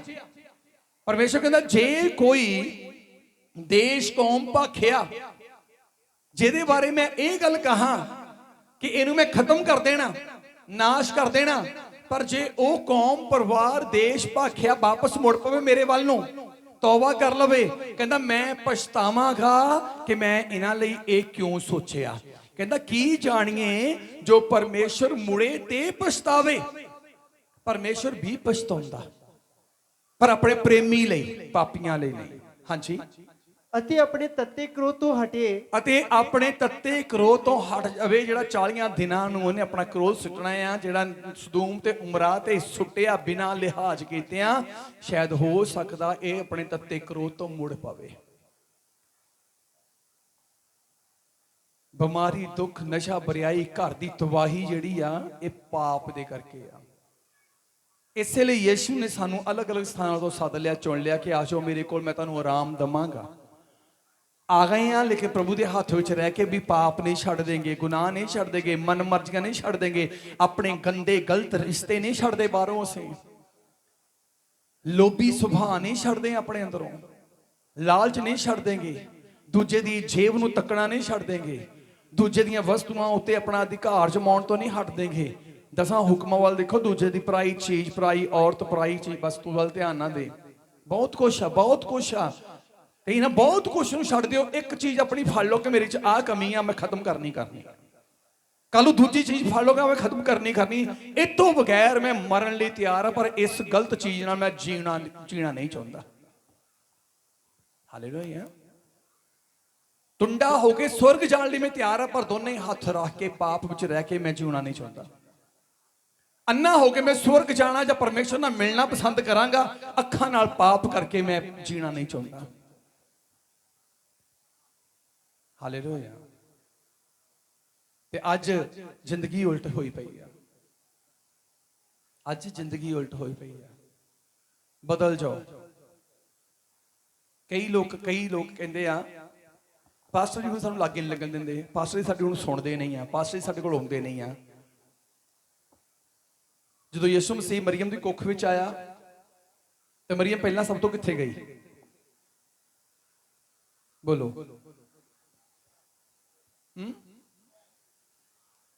ਕਿੱਥੇ ਗਈ? ਬੋਲੋ। ਐਲਿਜ਼ਾਬੈਥ ਕੋਲ, ਜਿਹਦੀ ਕੁੱਖ 6 ਮਹੀਨੇ ਤੋਂ ਯਹੋਨਾ ਨਬੀ ਪਲ ਰਿਹਾ ਸੀ। ਕਿੱਥੇ ਗਈ ਆ? ਯਹੋਨਾ ਦੀ ਮਾਤਾ ਕੋਲ, ਕਿਉਂਕਿ ਇਹ ਵੀ ਆਤਮਾ 'ਚ ਭਰੀ ਪਈ ਆ ਤੇ ਯਹੋਨਾ ਦੀ ਮਾਂ ਵੀ ਆਤਮਾ 'ਚ ਭਰੀ ਪਈ ਆ। ਆਤਮਿਕ ਲੋਕਾਂ ਦਾ ਆਤਮਿਕ ਲੋਕਾਂ ਨਾਲ ਮਿਲਾਪ ਹੁੰਦਾ ਆ, ਆਤਮਾ ਖਿੱਚਦਾ ਆ, ਚਲੋ ਉੱਥੇ ਚਲੀਏ, ਚਲੋ ਉਹਨਾਂ ਕੋਲ ਜਾ ਕੇ ਬੈਠੀਏ, ਚਲੋ ਉਹਨਾਂ ਨਾਲ ਗੱਲਾਂ ਕਰੀਏ, ਕੁਛ ਰੱਬ ਦੀ ਮਹਿਮਾ ਕਰੀਏ। ਤੇ ਜਿਹੜੇ ਸਰੀਰਕ ਉਹਨਾਂ ਦਾ ਮਨ ਹੀ ਇਹ ਹੁੰਦਾ ਆ, ਚੱਲ ਫਲਾਣੇ ਕੋਲ ਜਾ ਕੇ ਉਹਨੇ ਥੋੜਾ ਟਾਈਮ ਹੀ ਪਾਸ ਹੋ ਜਾਊ। ਇਦਾਂ ਹੀ ਆ, ਇਧਰੋਂ ਉਧਰੋਂ ਦੋ ਚਾਰ ਮਾਰ ਕੇ ਤਰਸਿਆ ਕਰਕੇ, ਅੱਖਾਂ ਜਿਹੀਆਂ ਲਾਲ ਕਰਕੇ, ਅੱਖਾਂ 'ਚੋਂ ਪਾਣੀ ਜਿਹਾ ਕੱਢ ਕੇ, ਮੈਂ ਉਹਦੀ ਜੇਬ 'ਚੋਂ ਠੱਗ ਲਾਵਾਂ, ਮੈਂ ਉਹਦੀ ਜੇਬ 'ਚੋਂ ਠੱਗ ਲਾਵਾਂ, ਮੈਂ ਆਪਣੇ ਬੱਚੇ ਲਈ ਠੱਗ ਲਾਂ, ਮੈਂ ਉਹਦੇ ਲਈ ਠੱਗ ਲਾਂ, ਮੈਂ ਉਹਦੇ ਲਈ ਠੱਗ ਲਾਵਾਂ। ਕੀ ਲਾਭ ਆ? ਕੀ ਲਾਭ ਆ? ਹਾਲੇਲੂਇਆ। ਇਸੇ ਲਈ ਕਹਿੰਦਾ ਆਪਣੇ ਬੁਰੇ ਰਾਹਾਂ ਨੂੰ ਛੱਡ ਦਿਓ। ਬੁਰੇ ਰਾਹ ਆਫਤ ਲੈ ਕੇ ਆਉਂਦੇ ਆ, ਬੁਰੇ ਰਾਹ ਮੌਤ ਲੈ ਕੇ ਆਉਂਦੇ ਆ। ਸਰਲ ਰਾਹ ਹਮੇਸ਼ਾ ਔਖਾ ਕਰਦਾ ਬਾਅਦ 'ਚ ਜਾ ਕੇ, ਤੇ ਔਖੇ ਰਾਹ ਅੱਗੇ ਜਾ ਕੇ ਸੌਖਾ ਕਰ ਦਿੰਦੇ ਆ। ਰਸਗੁੱਲਾ ਜਿਹੜੀ ਜਵਾਨ ਨੂੰ ਬਹੁਤ ਜੀਵ ਨੂੰ ਜਿਹੜਾ ਸਵਾਦ ਲੱਗਦਾ, ਅਗਾਂਹ ਜਾ ਕੇ ਔਖਾ ਕਰਦਾ। ਫਿਰ ਧੁੰਨੀ ਤੇ ਟੀਕੇ ਲੱਗਦੇ ਰਹਿੰਦੇ ਆ। ਸ਼ੁਕਰ ਹੋ ਗਿਆ ਜੀ, ਏਦਾਂ ਹੀ ਆ। ਜਿਹਨੇ ਪਹਿਲਾਂ ਸਵਾਦ ਦੇਖਿਆ, ਮੁੜ ਕੇ ਫਿਰ ਦੁੱਖ ਦੇਖਣਾ ਪੈਂਦਾ। ਪਰ ਜੇ ਕੋਈ ਖਾ ਲੇ ਕਰੇਲਾ ਤੇ ਨਿੰਮ, ਪਹਿਲਾਂ ਤਾਂ ਜ਼ਰੂਰ ਔਖਾ ਲੱਗਦਾ, ਲੇਕਿਨ ਬਾਅਦ ਚ ਸੌਖਾ ਹੋ ਜਾਂਦਾ, ਬਾਅਦ ਚ ਸੌਖਾ ਹੋ ਜਾਂਦਾ। ਏਦਾਂ ਹੀ ਇਹ ਆ, ਮਸੀਹ 'ਚ ਚੱਲਦੀਆਂ ਥੋੜਾ ਦੁੱਖ ਪਰੇਸ਼ਾਨੀਆਂ ਜ਼ਰੂਰ ਆਉਂਦੀਆਂ। ਫਲਾਨਾ ਛੱਡ ਗਿਆ, ਫਲਾਨਾ ਛੱਡ ਗਿਆ, ਫਲਾਨਾ ਛੱਡ ਗਿਆ, ਰਿਸ਼ਤਾ ਟੁੱਟ ਗਿਆ, ਉਹ ਛੱਡ ਗਏ, ਉਹ ਛੱਡ ਗਏ, ਮੇਰਾ ਬਿਜ਼ਨਸ ਪਾਰਟਨਰ ਛੱਡ ਗਿਆ। ਕੋਈ ਗੱਲ ਨਹੀਂ, ਜਿਹਦਾ ਲਾਈਫ ਪਾਰਟਨਰ ਹੀ ਯਿਸੂ ਮਸੀਹ ਬਣ ਗਿਆ, ਉਹਨੂੰ ਬਿਜ਼ਨਸ ਪਾਰਟਨਰ ਦੀ ਲੋੜ ਨਹੀਂ ਪੈਂਦੀ, ਉਹਨੂੰ ਕਿਸੇ ਵੀ ਪਾਰਟਨਰ ਦੀ ਫਿਰ ਲੋੜ ਨਹੀਂ ਪੈਂਦੀ, ਜਿਹਦਾ ਪਾਰਟਨਰ ਹੀ ਯਿਸੂ ਬਣ ਜਾਂਦਾ ਆ। ਮੈਂ ਆਪਣੀ ਜ਼ਿੰਦਗੀ ਦੇ ਵਿੱਚ ਸਭ ਤੋਂ ਵੱਡੀ ਅਹਿਮੀਅਤ ਪ੍ਰਭੂ ਨੂੰ ਦਿੰਦਾ। ਮੈਂ ਨਹੀਂ ਕਦੀ ਵੀ ਕਿਹਾ ਕਿ ਮੇਰੀ ਵਾਈਫ ਮੇਰੀ ਪਾਰਟਨਰ, ਮੇਰੇ ਬੱਚੇ ਮੇਰੀ ਜ਼ਿੰਦਗੀ ਦੇ ਪਾਰਟਨਰ, ਨਹੀਂ। ਮੇਰੀ ਜ਼ਿੰਦਗੀ ਨੂੰ ਜਿਹਨੇ ਕਾਮਯਾਬ ਕੀਤਾ ਉਹ ਯਿਸੂ ਮਸੀਹ ਆ। ਜੇ ਉਹ ਮੇਰੇ ਨਾਲ ਆ ਤੇ ਇਹ ਮੇਰੇ ਨਾਲ ਆ, ਜੇ ਉਹੀ ਮੇਰੇ ਨਾਲ ਨਹੀਂ ਤੇ ਫਿਰ ਇਹਨਾਂ ਦਾ ਵੀ ਕੋਈ ਲਾਭ ਨਹੀਂ ਆ। ਹਾਲੇਲੂਇਆ। ਸਭ ਤੋਂ ਪਹਿਲਾ ਦਰਜਾ ਯਿਸੂ ਮਸੀਹ ਦਾ ਆ, ਤੇ ਜ਼ਰੂਰੀ ਹੈ ਤੌਬਾ ਕਰ ਲਈਏ। ਉਹ ਸ਼ਹਿਰ ਜਿਹਨੂੰ 40 ਦਿਨਾਂ 'ਚ ਤੈਸ਼ ਨੈਸ਼ ਕਰਨਾ ਸੀ, ਰਾਜੇ ਨੇ ਹੋਕਾ ਦਿੱਤਾ, ਰਾਜੇ ਨੇ ਪ੍ਰਚਾਰ ਕੀਤਾ ਕਿ ਜੋ ਗੱਲ ਕਹੀ ਜਾ ਰਹੀ ਆ ਮੰਨ ਲਵੋ। ਇੱਥੇ ਤਾਂ ਲੋਕਾਂ ਨੇ ਕਿਹਾ ਕਿ ਬੰਦੇ ਵਰਤ ਰੱਖਣ। ਰਾਜਾ ਉੱਠ ਕੇ ਕਹਿੰਦਾ ਸਾਰੇ ਡੰਗਰ ਵੀ, ਜਾਨਵਰ ਵੀ, ਬੱਗ ਵੀ, ਇੱਜੜ ਵੀ ਵਰਤ ਰੱਖ ਲੈਣ ਤੇ ਆਪਣੇ ਬੁਰੇ ਮਾਰਗਾਂ ਨੂੰ ਛੱਡ ਦੇਣ, ਜ਼ੁਲਮ ਕਰਨਾ ਛੱਡ ਦੇਣ, ਝੂਠੇ ਮਾਰਗ ਛੱਡ ਦੇਣ, ਤਾਂ ਹੋ ਸਕਦਾ ਪਰਮੇਸ਼ਵਰ ਵੀ ਸਾਡੀ ਉੱਤੇ ਕਿਰਪਾ ਬਖਸ਼ ਦੇਵੇ। ਹਾਂਜੀ, ਵੀ ਆਪਣੇ ਤੱਤੇ ਕ੍ਰੋਧ ਤੋਂ ਹਟੇ ਜੀ, ਭਈ ਅਸੀਂ ਨਾਸ਼ ਨਾ ਹੋਈਏ ਜੀ। ਜਦ ਪਰਮੇਸ਼ਵਰ ਨੇ ਉਹਨਾਂ ਦੇ ਕੰਮਾਂ ਨੂੰ ਡਿਠਾ, ਜਦ ਪਰਮੇਸ਼ਵਰ ਨੇ ਉਹਨਾਂ ਦੀ ਤੌਬਾ ਨੂੰ, ਉਹਨਾਂ ਦੇ ਵਰਤਾਂ ਨੂੰ ਤੇ ਉਹਨਾਂ ਦੇ ਹਾਲਾਤਾਂ ਨੂੰ ਡਿਠਾ, ਉਹਨਾਂ ਨੇ ਆਪਣੇ ਰੁਤਬਿਆਂ ਨਾਲ ਰਿਸ਼ਤਾ ਨਹੀਂ ਰੱਖਿਆ, ਉਹਨਾਂ ਨੇ ਆਪਣੇ ਵਸਤਰਾਂ ਨਾਲ ਰਿਸ਼ਤਾ ਨਹੀਂ ਰੱਖਿਆ, ਕਿ ਉਹਨਾਂ ਨੇ ਆਪਣੀ ਰੋਟੀ ਨਾਲ ਰਿਸ਼ਤਾ ਨਹੀਂ ਰੱਖਿਆ, ਉਹਨਾਂ ਨੇ ਕੇਵਲ ਪਰਮੇਸ਼ਵਰ ਦੇ ਵਚਨ ਵੱਲ ਧਿਆਨ ਦਿੱਤਾ। ਅੱਜ ਬਹੁਤੇ ਲੋਕ ਆਪਣੀ ਫੈਮਿਲੀ ਦੀ ਤੇ ਮੇਰੇ ਜੋ ਤਰੱਕੀ ਵਾਸਤੇ ਤੁਰੇ ਫਿਰਦੇ ਕਿ ਸਾਡੀ ਫੈਮਿਲੀ ਬਚ ਜਾਏ, ਸਾਡੀ ਫੈਮਿਲੀ ਬਿਜ਼ਨਸ ਕਰਨ ਲੱਗ ਪਵੇ, ਸਾਡੀ ਫੈਮਿਲੀ ਬਾਹਰ ਚਲ ਜਾਵੇ, ਸਾਡਾ ਫਲਾਨਾ ਉਹ ਹੋ ਜਾਏ, ਸਾਡਾ ਫਲਾਨਾ ਉਹ ਹੋ ਜਾਏ। ਧਿਆਨ ਦਿਓ, ਬਾਹਰ ਜਾ ਕੇ ਵੀ ਜੇ ਖਬਰਾਂ ਮਾੜੀਆਂ ਆਉਣ ਤਾਂ ਕੀ ਲਾਭ ਹੋਵੇਗਾ? ਮੰਗਣਾ ਹੈ ਤਾਂ ਇੱਕੋ ਗੱਲ ਮੰਗੋ ਪਰਮੇਸ਼ਵਰ ਤੋਂ ਕਿ ਪ੍ਰਭੂ ਮੇਰੇ ਬੱਚੇ ਤੇ ਤੋਂ ਦੂਰ ਆ, ਤੇਰੇ ਕੋਲ ਆ ਜਾਣ। ਮੰਗਣਾ ਹੈ ਤਾਂ ਮੰਗੋ ਕਿ ਪ੍ਰਭੂ ਮੇਰਾ ਪਤੀ ਤੇ ਤੋਂ ਦੂਰ ਪਾਪ ਦੇ ਵਿੱਚ ਆ, ਪ੍ਰਭੂ ਤੇਰੇ ਵਿੱਚ ਧਾਰਮਿਕਤਾ 'ਚ ਆ ਜਾਵੇ। ਅਸੀਂ ਕੀ ਮੰਗਦੇ ਹਾਂ? ਮੇਰੇ ਬੱਚੇ ਵਾਸਤੇ ਅਮਰੀਕਾ ਦਾ ਵੀਜ਼ਾ ਲੱਗ ਜੇ, ਪ੍ਰਾਰਥਨਾ ਕਰੋ ਜੀ, ਹਲੋ ਪਾਸਪੋਰਟ ਲਿਆਂਦਾ ਆਪਣੀ ਬੂੜੀ ਦਾ, ਜੇ ਕੋਈ ਚੰਗਾ ਰਿਸ਼ਤਾ ਮਿਲ ਜਾਏ, ਬਾਹਰਲਾ ਆਈਲਟ ਕੀਤੀ ਹੈ, ਬਾਹਰ ਚਲ ਜਾਵੇ। ਕੀ ਮੰਗੀ ਜਾ ਰਹੇ ਆ? ਜਿਹੜੇ ਬਾਹਰ ਗਏ ਆ, ਕੀ ਉਹ ਪਰਮੇਸ਼ਵਰ ਦੀ ਕਿਰਪਾ ਨਾਲ ਭਰੇ ਹੋਏ ਆ? ਸਿਰਫ ਉਹਨਾਂ ਦੀਆਂ ਜੇਬਾਂ ਦੇ ਵਿੱਚ ਡਾਲਰ ਹੋ ਸਕਦੇ ਆ, ਲੇਕਿਨ ਮੇਰੇ ਜੋ ਧਿਆਨ ਦਿਓ, ਰੱਬ ਦੀ ਕਿਰਪਾ ਉਹਨਾਂ ਦੇ ਕੋਲ ਨਹੀਂ ਆ, ਰੱਬ ਦੀ ਦਇਆ ਉਹਨਾਂ ਕੋਲ ਨਹੀਂ ਆ। ਸਰਟੀਫਿਕੇਟ ਲਈ ਫਿਰਦੇ ਆ, ਲਿਫਾਫੇ ਲਈ ਫਿਰਦੇ ਆ, ਉਹਨਾਂ ਦਾ ਕੋਈ ਲਾਭ ਨਹੀਂ ਆ।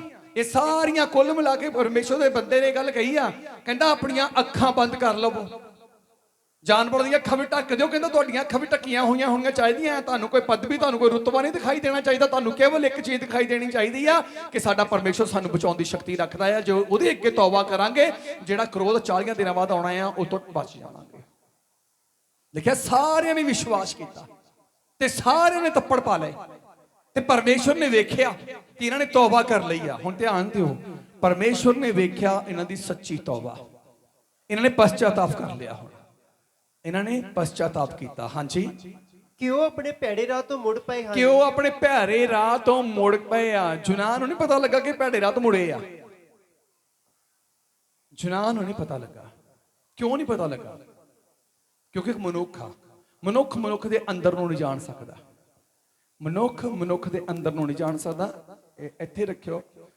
ਮੈਂ ਫਿਰ ਇੱਕ ਵਾਰੀ ਯਿਰਮੀਆ ਦੇ ਵਿੱਚ ਜਾਵਾਂਗਾ, ਉਸੇ 14 ਦੇ ਵਿੱਚ, ਸ਼ਾਇਦ 13 ਦੇ ਵਿੱਚ ਆ।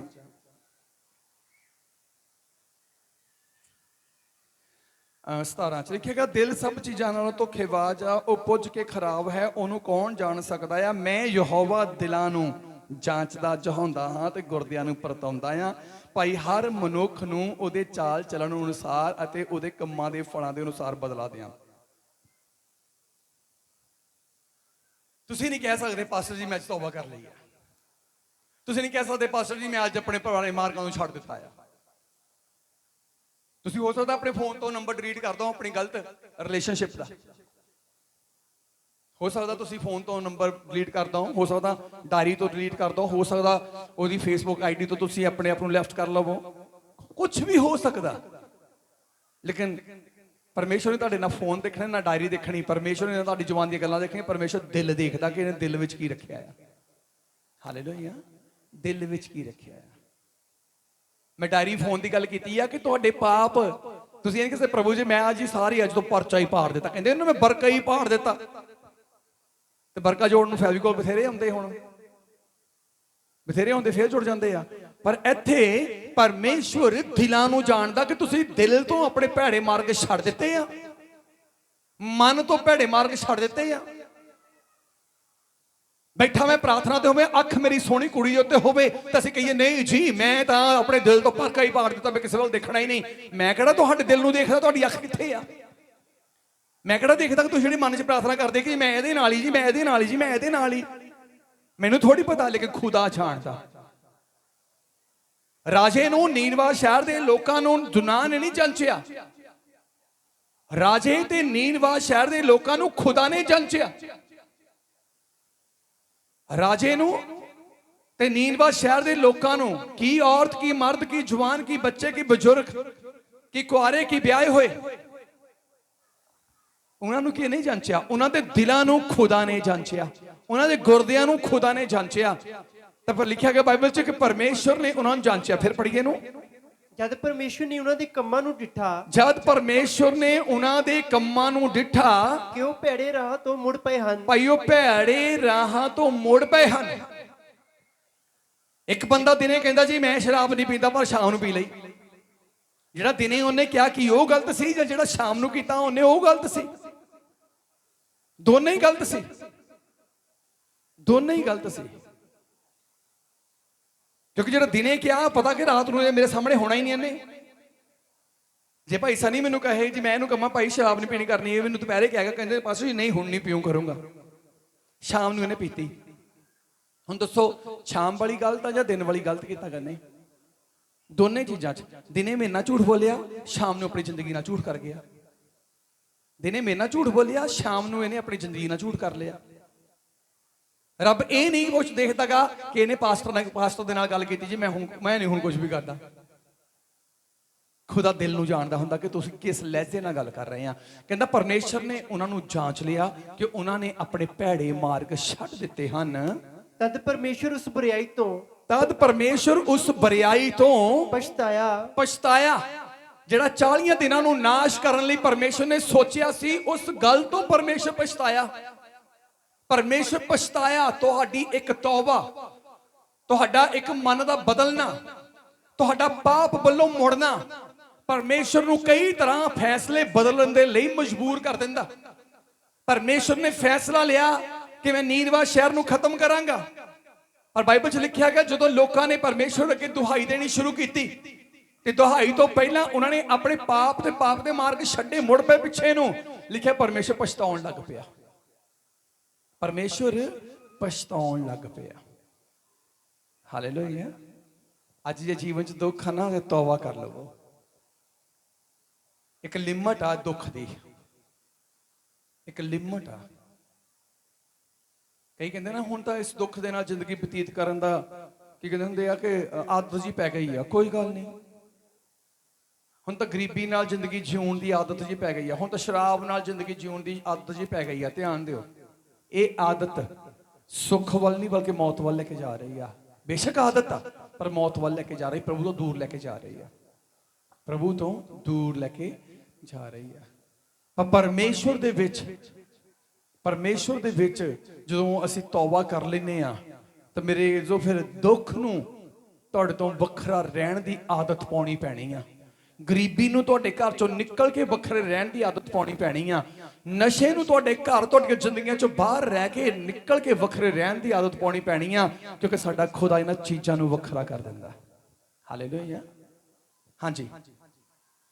ਸੋ ਉਸ ਆਖਿਆ, ਸੋ ਉਸ ਬੁਰਾਈ ਤੋਂ ਪਛਤਾਇਆ ਜੋ ਉਸ ਆਖਿਆ ਸੀ ਕਿ ਉਹਨਾਂ ਨਾਲ ਕਰੇਗਾ, ਤੇ ਉਸਨੇ ਉਹ ਨਹੀਂ ਕੀਤੀ। ਜੋ ਗੱਲ ਪਰਮੇਸ਼ਵਰ ਨੇ ਕਹੀ ਸੀ ਕਿ ਇਹ ਪਾਪ ਦੇ ਕਰਕੇ 40 ਦਿਨਾਂ ਨੂੰ ਮੈਂ ਖਤਮ ਕਰਨਾ, ਪਰ ਉਹਨਾਂ ਨੇ ਤੌਬਾ ਕੀਤੀ, ਮੁੜ ਪਏ, ਪਛਤਾਤਾਪ ਕੀਤਾ, ਮਾੜੇ ਕੰਮ, ਮਾੜੇ ਰਸਤੇ ਛੱਡ ਦਿੱਤੇ। ਤਾਂ ਲਿਖਿਆ ਬਾਈਬਲ 'ਚ ਪਰਮੇਸ਼ਵਰ ਪਛਤਾਇਆ ਵੀ। ਦੂਜਾ ਕੰਮ ਇਹ ਕੀਤਾ, ਉਹਨੇ ਉਸ ਨਗਰ ਉੱਤੇ, ਉਸ ਸ਼ਹਿਰ ਉੱਤੇ, ਉਸ ਰਾਜੇ ਉੱਤੇ, ਰਾਜੇ ਦੀ ਪ੍ਰਜਾ ਉੱਤੇ ਕੋਈ ਵੀ ਆਫਤ ਆਉਣ ਨਹੀਂ ਦਿੱਤੀ। 1,20,000 ਤੋਂ ਉੱਤੇ ਲੋਕ ਉੱਥੇ ਵਸਦੇ ਸੀ। 1,20,000 ਤੋਂ ਜ਼ਿਆਦਾ ਲੋਕਾਂ ਉੱਤੇ ਪਰਮੇਸ਼ਰ ਦਾ ਕਰੋਧ ਸੀ, ਪਰ 1,20,000 ਲੋਕਾਂ ਨੇ ਜਦੋਂ ਵਰਤ ਰੱਖਿਆ, ਮੁੜ ਪਏ। ਉਹ ਮੇਰੇ ਜੋ ਲੋਕ ਹੀ ਨਹੀਂ ਬਚੇ, ਬਲਕਿ ਉਹ ਸ਼ਹਿਰ ਵੀ ਬਚ ਗਿਆ। ਅੱਜ ਪਰਮੇਸ਼ਰ ਤੁਹਾਡੇ ਤੋਂ ਤੌਬਾ ਚਾਹੁੰਦਾ ਹੈ। ਜੇ ਦੁੱਖ ਤੋਂ, ਪ੍ਰੋਬਲਮ ਤੋਂ ਛੁੱਟਣਾ ਚਾਹੁੰਦੇ ਆ ਤਾਂ ਮੇਰੇ ਜੋ ਤੌਬਾ ਕਰ ਲਵੋ ਪਰਮੇਸ਼ਰ ਦੇ ਅੱਗੇ, ਪ੍ਰਭੂ ਯਿਸੂ ਮਸੀਹ ਦੇ ਨਾਮ ਦੇ ਵਸੀਲੇ ਨਾਲ। ਨਹੀਂ ਤਾਂ ਮੇਰੇ ਜੋ ਜੇ ਆਦਮ ਦੇ ਵਿਗੜੇ ਜੀਵਨ ਵਾਲਾ ਜੀਵਨ ਲਈ ਫਿਰੋਗੇ ਤਾਂ ਮੇਰੇ ਜੋ ਆਦਮ ਦੀ ਜ਼ਿੰਦਗੀ 'ਚ ਕਿਸੇ ਦਿਨ ਵੀ ਸੁੱਖ ਨਹੀਂ ਸੀ, ਕੋਈ ਦਿਨ ਆਨੰਦ ਦਾ ਨਹੀਂ ਸੀ। ਚਾਹੇ ਵਾਧਾ ਵੀ ਗਿਆ, ਲੇਕਿਨ ਉਹ ਮੇਰੇ ਜੋ ਉਹ ਰੋਂਦਾ ਹੀ ਰਿਹਾ ਆ।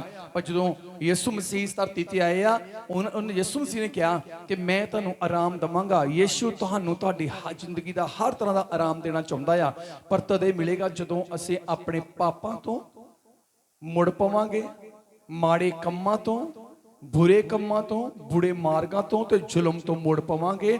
ਰੱਬ ਨਾਲ ਰਿਸ਼ਤਾ ਰੱਖੋ, ਦੁਨੀਆ ਨੂੰ ਠੱਗਣ ਦਾ ਕੋਈ ਲਾਭ ਨਹੀਂ ਆ। ਰੱਬ ਨਾਲ ਰਿਸ਼ਤਾ ਰੱਖੋ, ਦੁਨੀਆ 'ਚ ਪਾਪ ਕਰਨ ਦਾ ਕੋਈ ਲਾਭ ਨਹੀਂ, ਕਿਉਂਕਿ ਠੱਗੀ, ਠੋਰੀ ਤੇ ਪਾਪ ਜਿਹੜਾ ਹੈ ਮੌਤ ਨੂੰ ਪੈਦਾ ਕਰਦਾ ਆ। ਯਿਸੂ ਮਸੀਹ ਮੁਕਤੀ ਤੇ ਆਜ਼ਾਦੀ ਨੂੰ ਪੈਦਾ ਕਰਦਾ ਆ। ਤੌਬਾ ਕਰਕੇ ਰੱਬ ਨਾਲ ਜੁੜ ਜਾਵੋ, ਦੁੱਖ ਤੁਹਾਡੇ ਆਪਣੇ ਆਪ ਕੱਟੇ ਜਾਣਗੇ। ਅੱਜ ਜੜ ਦੇ ਪੁੱਟਣ ਦਾ ਟਾਈਮ ਆ। ਉਹ ਜੜ ਪਾਪ ਆ ਜੋ ਦੁੱਖ ਤੁਹਾਡੇ ਜੀਵਨ 'ਚ, ਤੁਹਾਡੇ ਘਰ ਦੇ ਵਿੱਚ ਆ। ਜੇ ਔਰ ਤੋਂ ਮੇਰੇ ਜੋ ਤੁਸੀਂ ਆਪਣੇ ਆਪ ਨੂੰ, ਆਪਣੇ ਘਰਾਣੇ ਨੂੰ ਆਜ਼ਾਦ ਵੇਖਣਾ ਚਾਹੁੰਦੇ ਆ ਤਾਂ ਜੜ ਪੁੱਟ ਦਿਓ। ਅੱਜ ਜੜ ਪੁੱਟ ਦਿਓ। ਜੜ ਆ ਪਾਪ, ਤੇ ਇਸ ਜੜ ਨੂੰ ਮੇਰੇ ਜੋ ਕਿਸੇ ਹਥਿਆਰ ਨਾਲ ਨਹੀਂ ਤੁਸੀਂ ਪੁੱਟ ਸਕਦੇ, ਕੇਵਲ ਯਿਸੂ ਮਸੀਹ ਦੇ ਪਵਿੱਤਰ ਲਹੂ ਦੇ ਦੁਆਰਾ ਹੀ ਪੱਟੀ ਜਾ ਸਕਦੀ ਆ। ਪਰ ਜੇ ਤੁਸੀਂ ਜ਼ੁਬਾਨ ਤੋਂ ਇਕਰਾਰ ਕਰ ਲਵੋਗੇ ਤੇ ਜੜਾਂ ਪੁੱਟੀਆਂ ਜਾਣਗੀਆਂ ਸ਼ੈਤਾਨ ਦੀਆਂ, ਤੁਹਾਡਾ ਜੀਵਨ ਆਪਣੇ ਆਪ ਆਬਾਦ ਹੋਣਾ ਸ਼ੁਰੂ ਹੋ ਜਾਵੇਗਾ। ਆਈਏ ਸਭ ਖੜੇ ਹੋਵਾਂਗੇ ਤੌਬਾ ਦੇ ਲਈ। ਅੱਜ ਸਭ ਖੜੇ